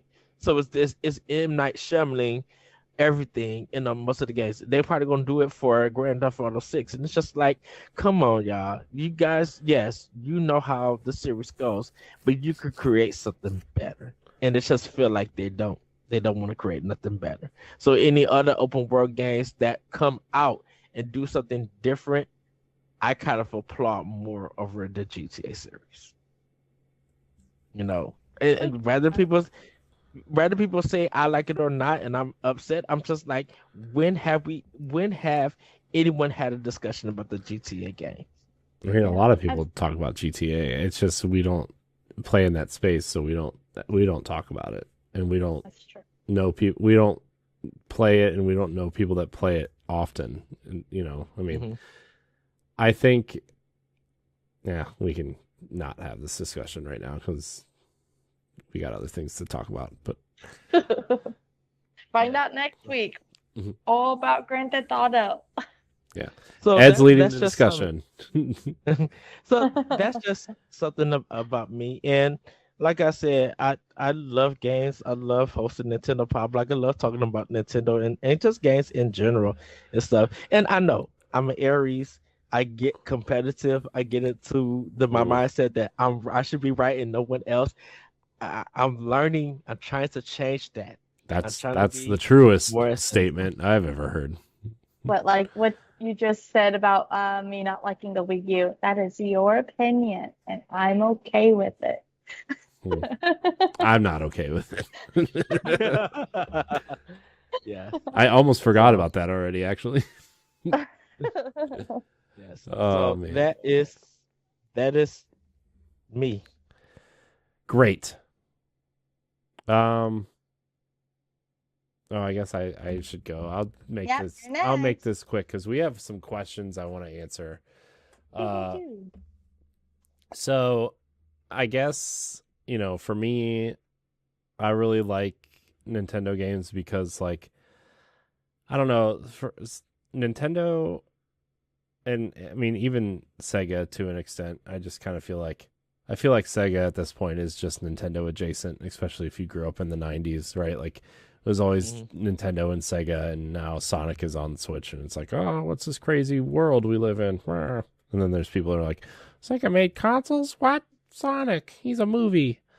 Um, I I grew up playing Nintendo and Sega, uh, and there's just something really whimsical about these games. Always has been, right? Even the games that are quote unquote darker in tone that Nintendo makes, like Twilight Princess or Metroid Dread or some of these other games. There's just something magical about these games that it just, I don't know, it not that something like, I'm a big Destiny fan, not that Destiny doesn't do this to an extent, or Assassin's Creed or some of these other games, right, that I really like, but there's just something, there's almost like a Disney quality to a lot of Nintendo stuff.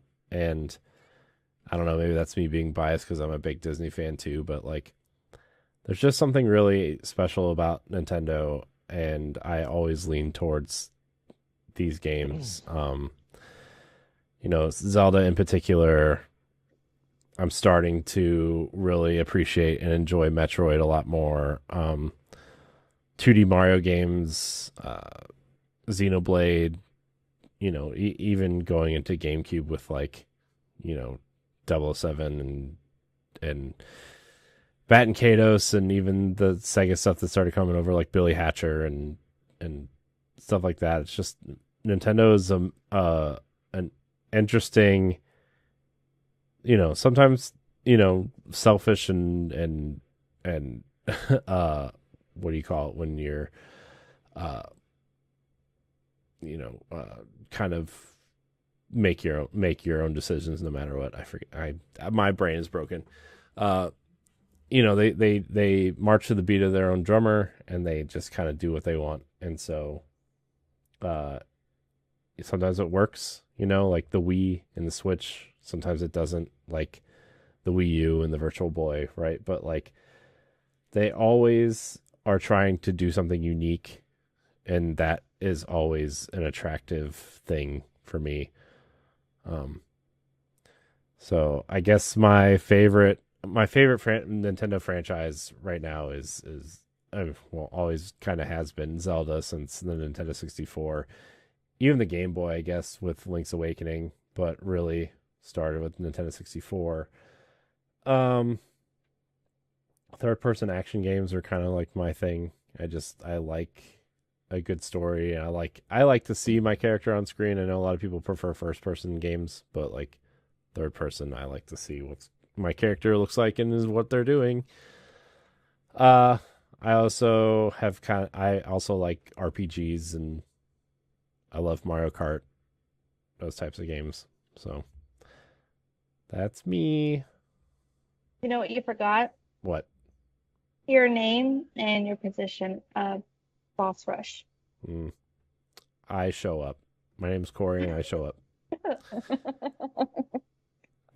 You uh, jump straight into the games and was like, oh, cool. All yeah, right. We yeah, already know who Courty is. yeah. They should already know who I am. If you're not, Mhm. hello, but you should know who I am. Hey. No, nobody wants that. I'm just kidding. So yeah, I guess that's a little bit about me. My gaming habits. I mean, I guess the Switch is like the best thing that ever happened, aside from the Wii U. It's just a backwards Wii U, and it worked way better. Um, so yeah, What's your worst console? the worst console. Oh geez, the Wii. Why? I don't like motion controls. Oh, But really? it's not that the Wii is a bad console. I just don't like motion controls. You're looking at someone who bought the Wii version of Twilight Princess and then turned around and bought the GameCube version and played it on his Wii so he wouldn't have to use motion controls. Yeah. And then I played the Wii version and found out you could turn motion controls off for the most part. I was like, okay, I guess I can deal with this. But yeah. Also, Virtual Boy is not very good either. Let's be honest. Let's see. It's time for question block. We want to answer these questions and then go to bed. Yeah, everybody, it's time for question block. Yes. Yeah. Josh Martinez writes and he says, "What's the greatest Nintendo commercial? Mine are between the OG Smash Brothers one in the field, Robin Williams for Skyward Sword, and the reality show of the OG Animal Crossing." I don't remember the reality show for Animal Crossing. What is this? I don't remember this. I can tell you the grossest commercial, the Yoshi's Story commercial with the guy, the sweaty, really large man just kept eating and eating and eating, and then he got so fat that he exploded and all this green goo came out. That was gross. I remember that one. That was really gross. I don't know. I actually saw a bunch of Switch commercials while I was watching the Browns lose on Sunday. And they have like a ton of like celebrities playing their games now. Like Jessica Alba is in a couple of them. Christina Aguilera was in one. Like there's like real celebrities playing these Switch games in the commercials. You know, who knows if they play them in real life? I'm sure Nintendo. John Cena do one? Which one? What's the John Cena? Did he? Oh, John Cena. I thought you said, "Did you see the new one?" I was like, "No, oh, sorry, no, I did not see the new one. I did not see the John Cena commercial. I didn't see him." That's a thing, right? Wow. Yeah. So man, so Nintendo commercials. I really like the Wii commercials with the Japanese men who come to the people's doors and they're like, "We would like to play," and then they bring them the Wii and they all play Nintendo Switch or Wii Sports. And yeah, I really like that commercial. So, Courtney, did you want to go or? I don't really have Nintendo commercials. Mine were more PlayStation or like the ones. Are you going to talk about Crash yelling at the Nintendo's headquarters? I love the Crash Bandicoot ones. I love those ones. Those are pretty good. They brought those back when Crash Team Racing and the Crash remasters came out. Did they? Yeah. I need to look at them. I haven't seen any of them that like I can remember, but I mainly remember the Crash Bandicoot ones. I love those ones. Those ones are hilarious. Yeah, it was the I do have to say those ones were pretty funny. Well, for me, the first one is the Legend of Zelda rap for Link's Awakening on Game Boy. I was listening to that in the car while I was going getting food. Another one is the cereal for Nintendo. The Nintendo cereal with Mario and Legend of Zelda. Nintendo, it's a cereal now. Nintendo, it's a cereal. Wow. I don't like this. That one. That's awesome. And then the Silent Smash trailer that came out before Ultimate came. And then everybody started putting their own soundtrack into it. So you would have like Back That Thing Up by or wow. You would have Uh-oh.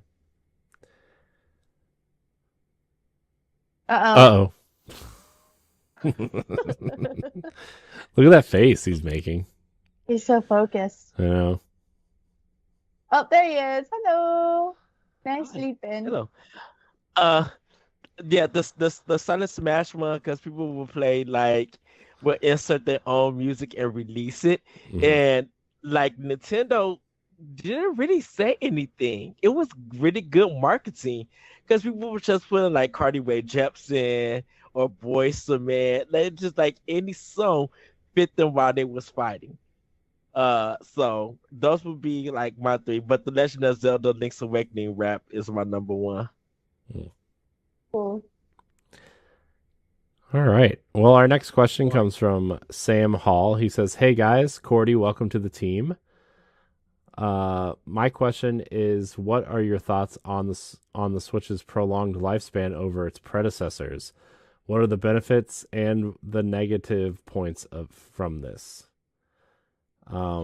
So yeah, I guess the Switch has outlived every other Nintendo console so far except for the Wii, and it is approaching pretty fast. Is it really? What Uh-huh. about the DS? Well, I guess if you're counting handhelds, it hasn't lasted quite as long as like the Game Boy and the DS, but Nintendo's home consoles have an average lifespan of 5 years. The GameCube lasted what? No, the GameCube lasted 4 years. No, the GameCube lasted 5. Oh my gosh, the bug is back. Oh no, and it fell. Now it's on the floor. Oh god. I don't like this. It's back.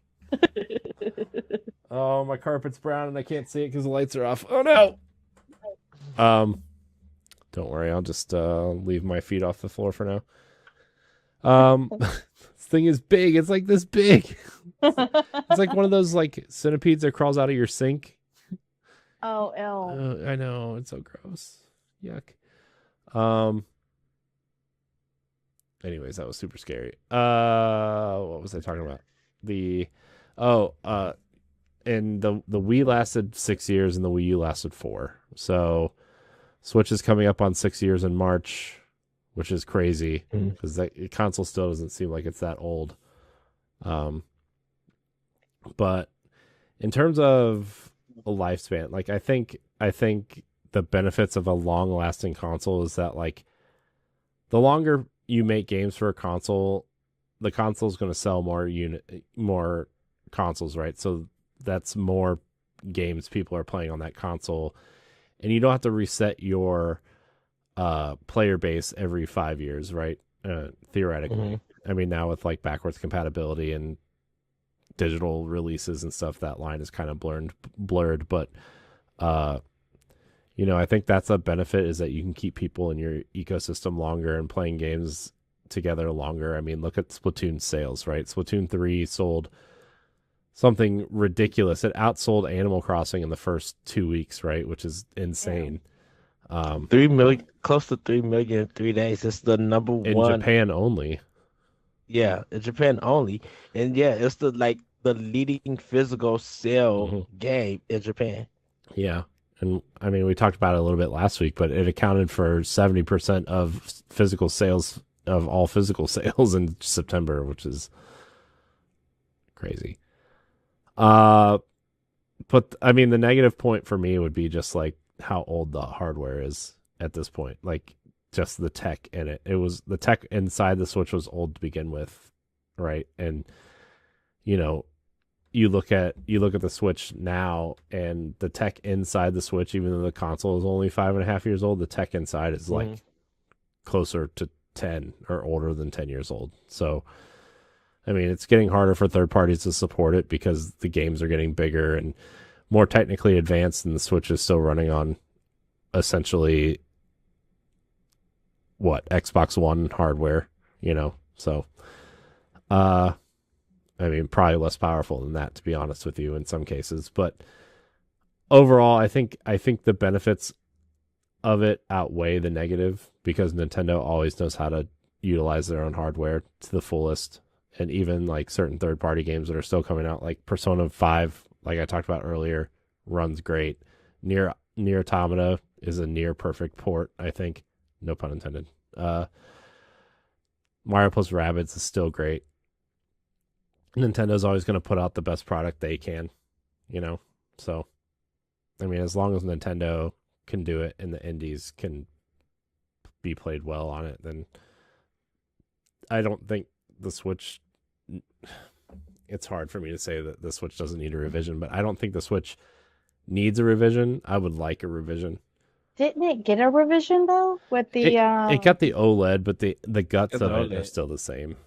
Mm. It's not like the only thing it got was like a better battery, but it didn't really like change the console in any real significant way. And the back part that comes out is easier. Oh yeah, the Yeah. kickstand. I forgot about performance enhancement kickstand. Boom. I lost my kickstand, so Oh no. both Switches, I have no kickstands. Remember when Nintendo was selling extra kickstands for like $20? Yeah. Were they really? Yeah. Yeah. Well, I can't say for this one. I think the benefit is that it's the support. Like people always wanted to say that, they wish Nintendo had more support. Mhm. And when it comes to games, and the benefit is that you are getting support from some developers, some third party, some definitely in Japan. A lot of Japan support. You're seeing Microsoft having a good relationship with Nintendo, putting some of their stuff on it. I think the only negative really about this is where do you start game wise? Because everybody who gets a Switch, the first thing you see people will ask is, I got a Nintendo Switch. What games do you recommend? All right, And then so you name 5 games that you would recommend, and somebody who buys a Switch today. Name 5 games that they should start with. definitely Breath of the Wild, Mario Kart 8, because that's mostly a attach rate game. Gree, Shovel Knight, and I probably would say, just to mix it up, like to put a third party game, I would say NieR Automata for like a Square No Enix third party Splatoon? game. Okay, so my five would be Breath of the Wild would be 1, Mario Kart 8 would be 2. I would say Splatoon 3. I would say Splatoon 2 or Splatoon 3. I would say New Super Mario Brothers U Deluxe. Quietly probably one of the best 2D Mario games ever made that nobody talks about because it was a Wii U game and now it's a Wii U port, so nobody cares. And then I would say probably, I'm thinking of like first party games in particular. I mean, anybody, you can go buy indies, you can go buy third party games. See, and the thing with that question is that I tried. Yes, I did say Breath of the Wild and Mario Kart, because those kind of like most people would recommend that because those two games are like big attached rates to it, and it depends on who the gamer is that's buying it. I think I tried to mix it up with an indie and a third and stuff. So the reason why I didn't count Splatoon 3 is not saying I would have recommended, because I would, but someone who's starting out with the system, there's a huge back catalog of great games, and they probably will not play Action Solid's game, but NieR Automata is really top quality. That they probably will find like, oh, okay, I like this. What else have they made? Oh, they got a game called Astro Chain. I'll take it. Bayonetta. Oh, this looks wacky and fun. Cool. Splatoon. Oh, this looks kind of colorful. Because they don't like it and stuff. So I think the recommendations is just like what kind of, if you're starting off with some games, you kind of want to get them a diverse cast. Yes, all the Nintendo first party stuff is strong because you literally could just be like Metroid Dread, Mario Kart, Breath of the Wild, Xenoblade Chronicles. Yeah, but I think stuff like stuff. I think stuff like Metroid Dread and Xenoblade are a little bit too, like, if you're talking to somebody who is just now buying a Switch, they're obviously not like a hardcore Nintendo player, right? 6 years in. They just think like, oh, the Switch is a cool device I can throw in my bag or something. I'm trying to think of players like that, right? And so, obviously, and that's why I said depending on who the player is. Yeah, no, I agree. I'm just, I'm trying to think of things that people could, like, I don't want to say like, because easy. It's games, hard doing 5. It's hard doing 5 games just straight for Nintendo because everybody gonna be like Fire Emblem 3 Houses. I don't know. Like, I mean, Captain Toad would be my 5th game first of all. Like I think that Oh yeah. I think there's 5 pretty different games there, and I think they're all easy enough to get into and challenging enough if you're really into it, like collecting all the coins in New Super Mario Brothers U Deluxe, or finding all the green stars in Captain Toad, or Zelda is just like, I mean, Zelda is Zelda, And, you know. and that's why I feel like that's the negative part for me because it's like, where do you start? Like once you start asking for recommendations, you're going to get bombarded with a lot of favorite games from different people and stuff. Mm-hmm. And so, how did you keep up with that if you're new to the system? I think I guess what I'm trying to say is sometimes it could be overwhelming when it comes to recommendations for games. Yeah. Oh, yeah. Now it's like it's super overwhelming because there's thousands of games you could pick from, and there's like, and the quality of first party game is just unmatched. I think in terms of like the mix between like ports and new games, and I mean, you could even look at Donkey Kong Country Tropical Freeze as like hey, let's play a 2-player co-op platformer. It's challenging, but it could be fun, you know. Yeah. And then trying to persuade people for NSO, I'll be like, you got 4 systems of games. If you missed them, so NES, Super Nintendo, N64, Sega Genesis, these are some classics that have made the game industry and probably some of your favorite non-Nintendo games in different genres. A lot of that stuff came from here. Mm-hmm. So I think it's just the overwhelming of games Yeah. when it comes to recommendations. Yeah. Oh, would you go ahead, Courtney? I'm sorry. Oh no, I was just saying that it makes sense. I was like agreeing with you, but my throat got like. And like Splatoon 3, you really gotta get into people's mind about that game. Uh-oh. He's frozen. He's frozen. Like, oh, And then he froze again. There he goes. And now he's Hey. thumbs up, doing his uh, thing. uh, a lot of people who they might be scared by Splatoon 3 and stuff. I'm like, or Splatoon 2, the Splatoon series, I should say. You have to break their brain.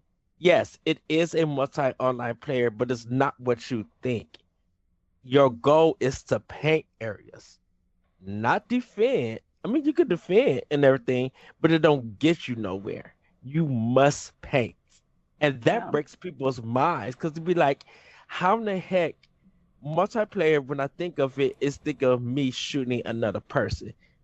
Splatoon is not that. I win by coloring and what most ground I could get on. So I don't feel guilty stopping the other team because I'm running you over. I want to paint your land. That's my goal. I'm trying to stop. If I'm stopping you, I'm stopping you from painting so my other teammates can paint.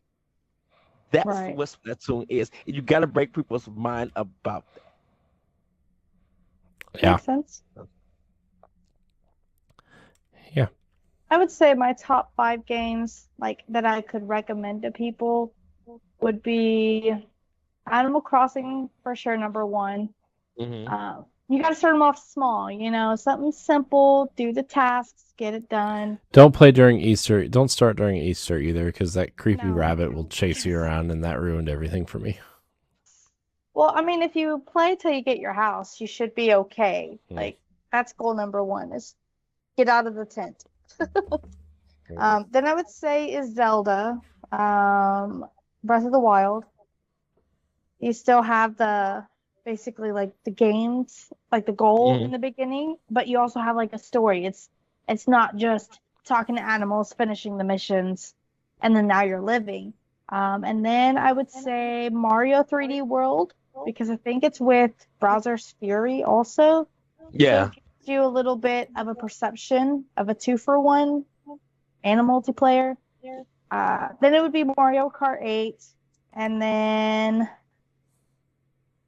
the last one, I don't know. I would probably throw like a little curveball, maybe like Detroit or like Life is Strange. Something that like gives you that story mode perspective where you can be the character and you can change your You could basically change the story mode if you wanted to throw something different in there. They wanted those Life two. is Strange is a good one. It is. Life is Strange. Yeah. All right, so we'll move on to the next question if anybody has anything else to say about this one. Nope. All right. Deshaun Malone writes in, he says, yo, what's up, my people? What's up? What are y'all's thoughts on cliffhangers in games? Heard some talk across pods lately and wanted to get yours. I hate cliffhangers in games. I love cliffhangers in games. It makes you want to buy the next. I hate it. Give me the solution already, because the thing about it is, if your game does not sell, I'm not going to get the end of this game. Really? If it doesn't sell? If it doesn't sell, EA was terrible about this. You literally was at risk. If you left your game on a cliffhanger, if your game did not sell, EA was closing your studio. So you weren't getting a follow-up to that game. Yeah, or you could do what they did with Army of Two and leave a cliffhanger at the end of 2, and then the third game doesn't revolve around these characters at all, and then you leave a cliffhanger at the end of 3, and then that series has not seen an entry since then. So right. So I hate cliffhangers. I'd rather you give me, like, Vanquish. I love Vanquish, and it ended out on a cliffhanger. Hey man, Vanquish 2 could happen, maybe. Someday. Nintendo would have to fund it, but you know.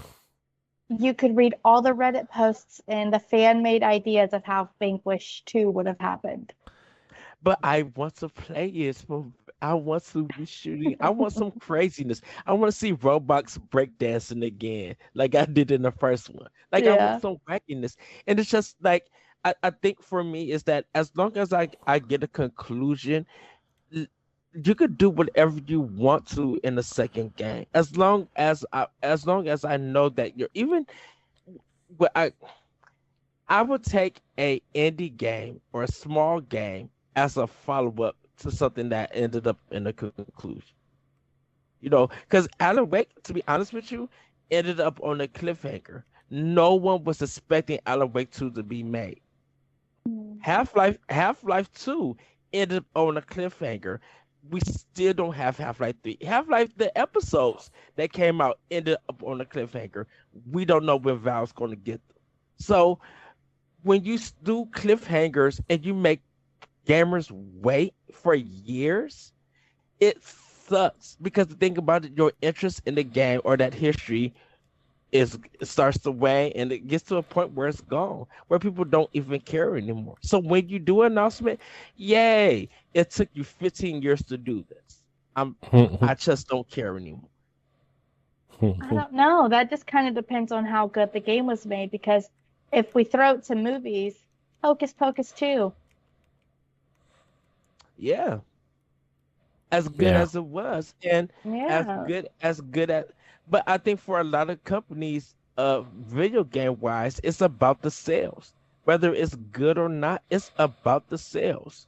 Because there's tons of great games that are great, that whether they did 8s, 9s, the high reviews, mid reviews, whatever, they have done very well. If the sales are not there, that studio, that publisher is not going to fund the next game to come out. Yeah, they're going to find out. Oh, go ahead, Courtney. I'm sorry. No, you're fine. I get that, like the whole cliffhangers. If the studio doesn't fund it, then okay. But if you get enough hype on it, I feel like just the fan base, if that grows and accumulates by 15, 10 years as it does show, you do get the next game. It just takes a long time. But then you also get like the little security blanket of what would have happened. And then you get everyone else's ideas of, oh, it could have been this. They could have brought Godzilla in it. Like, you don't know. And then they're like, oh, they could have. And then now those people, if they did decide to make a second one, then they have all those ideas to be thrown out. And they could be like, hey, this could be actually better than what we thought of 5-6 years ago. Yeah. I think it, Yeah. Sorry, I love cliffhangers. It I helps me open up my curiosity, you know? yeah. I think for me it's just going in that area of game studios closing Yeah. because they left that game on a cliffhanger and nothing followed up or anything. Like I Hmm. to me, I could do a cliffhanger for a game, but then give me a table read of what the next game could have been, Mm. or give me some kind of idea of what it could have been.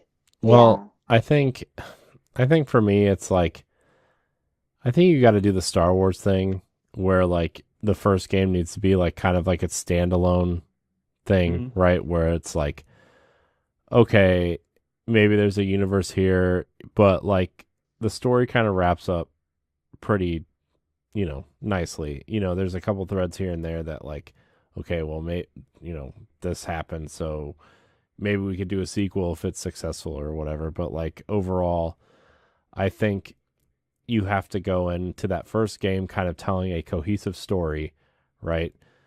Not saying that you shouldn't go in thinking, oh, well, we're going to make this a trilogy. Here are the threads. Here's our multimedia tactics or whatever. Because I think you want to plan to be successful. Because if you don't plan to be successful, you're not going to be successful, right? Um, Hmm.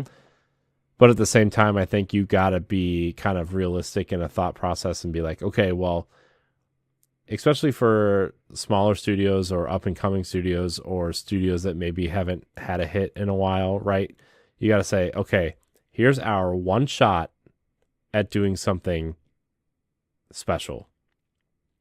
We got to really make this one game super special. And if it's successful, then yeah, maybe the second game ends on a cliffhanger and then the third game kind of wraps up the story, which I think is what's going to happen with Zelda. Spoilers. Uh and I think maybe that's how you approach it and then kind of tell these side stories or in between stories in like a comic book or a series on Netflix or whatever. I'm not one of these people who like every time like Silent Hill announced 5 things, right? When during that press conference. Hmm. I know a lot of people are complaining, well, why don't you just start with one game and then see what happens? What if it's bad? I'm like, well, these companies are in the market of owning these IP and getting as much out of these IP as possible, right? That's how business works. And so you want to get people excited for this IP again, you should probably have multiple projects in the works for them to be excited for. Um, and so And I don't think. oh, I was just gonna say, and Konami has changed their business of having others work with their Hmm. IP. Yeah, I mean, they're basically licensing out their IP instead of having internal Hmm. studios. They're basically doing what Disney's doing, right? But with their IP instead of, Mickey Mouse and Yeah. Marvel and whatever. So, which I think is smart, which I think, if Konami doesn't really want to fund a studio and all this overhead and office space and stuff, I think that's a smart way to do it. You give, Studio X, what, $50 million, $100 million to make the Silent Hill 2 remake, and, you'll do the marketing and fund the studio, fund the project, and they can worry about studio overhead and Hmm. paying them, getting their insurance if they're an American studio, that kind of thing, right? And so I don't know. Why not? Why not? What's the worst that can happen? Konami goes back to opening more gyms and pachinko machines and gambling palaces, right? Like, whatever. They don't care. Yeah. So, uh, so that's my take on cliffhangers, I guess. All right. Our last question comes from RushJet TV on Twitter. He asks, what's one Nintendo franchise you could see go away and it wouldn't matter to you? F-Zero. I have an answer for this, and people are gonna hate me for it, but I don't care. For me, it's F-Zero. It's just Hmm. I think because of Wipeout and Fast RMX being out, kind of taking this place.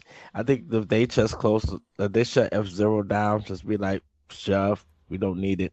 I'll Yeah, be fine with it. It wouldn't affect me in no way. yeah. To be fair, F-Zero hasn't really come back in like 20 years, so it kind of already is gone. I mean, besides Bandai Namco touching it, Yeah, that would be interesting if they touched it. yeah. What about you, Courty? I'm trying to search it up right now. The company who made, what is it? Lost Kingdom 2,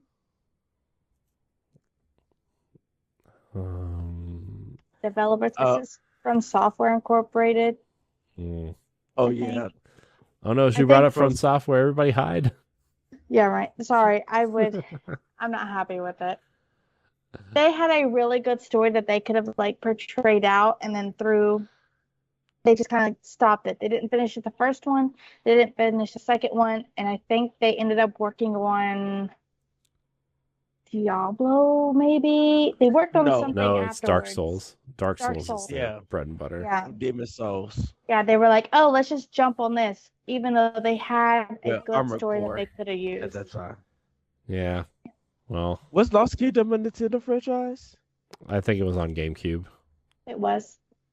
But it wasn't a first party. Like Nintendo doesn't own it or anything. I don't Not that I know. know of. I They don't. kind of like lost it pretty much.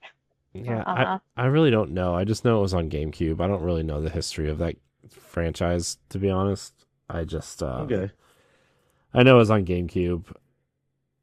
So, all right, here we go. We're about to get canceled. It's fine. Yeah. Earthbound. Earthbound can go away. I'm tired of people talking about it. I'm tired of people hailing praise over a mediocre at best RPG. We got one entry here, and nobody bought it. Does nobody remember 1994 when Toys R Us had it in their bargain bins? Like they had, I was born, so I don't know. you know. Okay. It was Activision. Oh, was it? Okay. Yeah. I guess that makes sense. Um. Earthbound can go away. I don't want Mother 3. I don't want Earthbound Beginnings. I don't want it. I don't want it. Stop, everybody. It is not a good game. It's just not. There's a reason why Mother 3 never came out here, okay, guys? The game's bad, and nobody wants it. Nobody really wants it. This is a Mirror's Edge situation here, where everybody clamors that they want it. It'll sell 5,000 copies, and Nintendo will say, "Oh, look, you didn't want it, so no more." In all seriousness, though, like I don't see the appeal of that franchise. I don't think Earthbound is that great.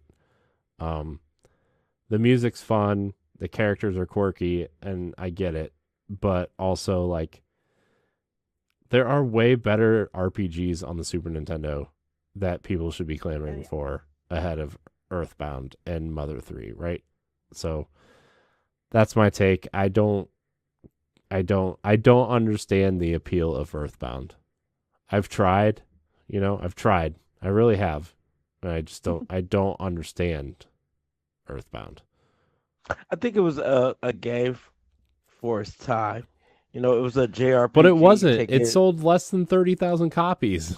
But what I'm trying to say, it was a JRPG in a modern age. It wasn't about like Final Fantasy, medievals and knights and all of that. It wasn't trying to be like Fantasy Star or anything. It was something that was like it was marketed with the scratch and sniff. It came with the guy in the game because they felt like Americans would understand it. Like they really didn't market Earthbound well to get people excited. And plus, it was the Super Mario Brothers 2 thing that Earthbound is the second game, but to us in America, it's the first one. Earthbound came out of nowhere and everything. Like if you was gonna buy Earthbound, you was going to Kmart to buy it for like $10. Yeah. And then it became it's one of those not cult classes. It's one of those low-key niche JRPGs where it built a community. And so as many times that Nintendo said no, once they decided to be like, okay, we're in a new era, we actually have a JRPG fan base, because we didn't have that in the 90s like we got this on Wii. So when they put it out, Nintendo started seeing those coins because of how many people talked about Earthbound and everything. Yeah, I just Well, look, I if you understand where like you're coming from. if you guys like Earthbound, that's cool. Like I'm not trying to like rain on your parade or anything. I don't in in the age where JRPGs were coming into their prime, and you got stuff like Final Fantasy 2 and 3, Secret of Mana, Chrono Trigger, and then you move on to the PS1 and you get like, Final Fantasy 7, 8, and 9, and Vagrant Story, and like all these great RPGs of the mid to late 90s. Like, why Earthbound is the one that people keep going back to. With that example, a lot of Square games was the only place that you got JRPGs. If you wasn't playing Square, you may play a Sega RPG, or you may find something that was real low key, But Square, yeah, but I mean, even Sega was putting out, Beyond Oasis. They were putting out, Phantasy Star 2, 3, and 4. Like even Sega had some great JRPGs that, like, I don't know. And that's why I feel like Earthbound is really because of word of mouth and everything. Yeah. In that sense, because like I said, as much as like no one definitely in the 90s didn't know there was no release date for Earthbound. It just showed up in stores. Nintendo didn't market it which means that no one knew what it was or anything.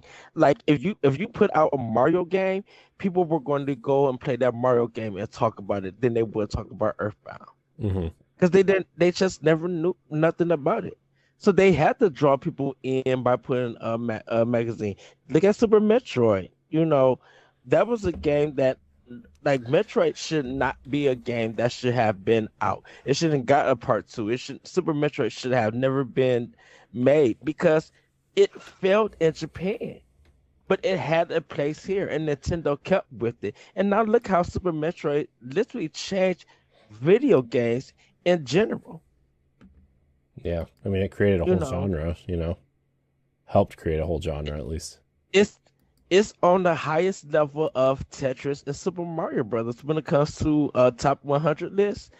Those 3 games are literally on top of a 100 list. It may not be it now, but you're not going to have a video game list without Super Metroid. Yeah. And that's from a series that's from a game that should not even be around at all. So I understand what you're talking about, Corey. Yeah. Your goodness, everybody, man. That just shows how much history I have been with when it comes to video games and everything. Yeah, I mean, to be fair, I missed a lot on the Super Nintendo because I never had one, so that also may have a little bit to do with it. But I just I don't know. Anyways, I'm done. Get me out of here. Help. There's one more question on Twitter. No, there's not. What is it? It's by RXCD_live. What is their most memorable viewer? I can't answer this question. I don't know what it means. Yeah, I don't know what it means. That's why I didn't answer it. Oh yeah, y'all don't have like a person that like is a fan or nothing. I mean, Deshaun and Sam have been following us for a long time, but yeah. I mean, I don't know. Yeah. So like crazy moments y'all remember with all the streams, or not streams, but like podcasts in general. Something that you're like, I remember this one. I would want to relive. The only one that always comes to mind that Corey probably could agree is that we made a Metroid version of Helldivers, and we spent 2 episodes talking about creating that kind of game. Really? Yeah, that was we did that. We did do that. So, and we just build on it. So that's. Yeah, I mean, we've had a lot of crazy moments, but no, Corey, that and when Doom and Wolfenstein got announced for the Nintendo Direct. Yeah, that was pretty wild. Let me tell you, me and Corey got together, like we hit each other up on Skype, and we were just like, "Dude, did you see that Nintendo Direct?" And we talked about that. Yeah, we did talk about that a lot. So, how many episodes would you say? What for that? How many episodes were we in for that? Like, how many episodes did you talk about for that one? Just one, or like Probably like 3. three? Yeah. I can tell you, actually. I'm going to go into the playlist right now. Oh my gosh, our episodes on YouTube are getting a ton of views. Yay. I'm surprised. Well, if you're watching on YouTube and you're in the time and you're hanging out with us still, comment your favorite video game you've been playing this week.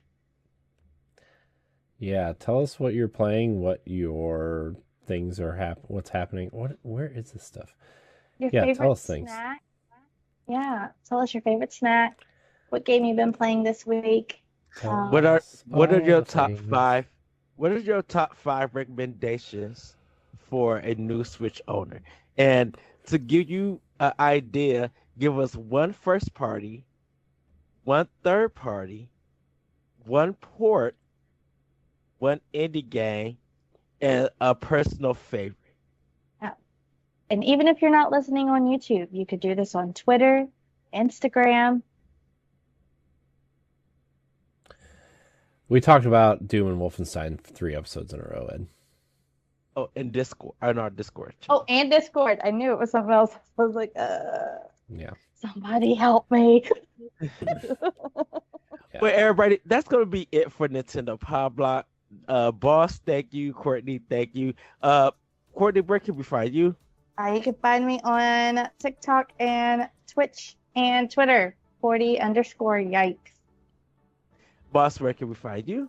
Nowhere. No, you can find me at I am Corey HC on Twitter and Instagram. You can also find me on the Boss Rush podcast and various other things here on the Boss Rush Network. You guys can find me on Nintendo Pow Block and Expression Pass when I'm not freezing. You guys can find me on Twitter at ThatRetroCode and on Instagram. Don't believe it like that because I feel like I'm losing my voice. Everybody, have a great week. Have a great weekend. And we'll see you next time on Nintendo Pow Block. Bye, everybody. Woo! Bye. Goodbye. See you next week.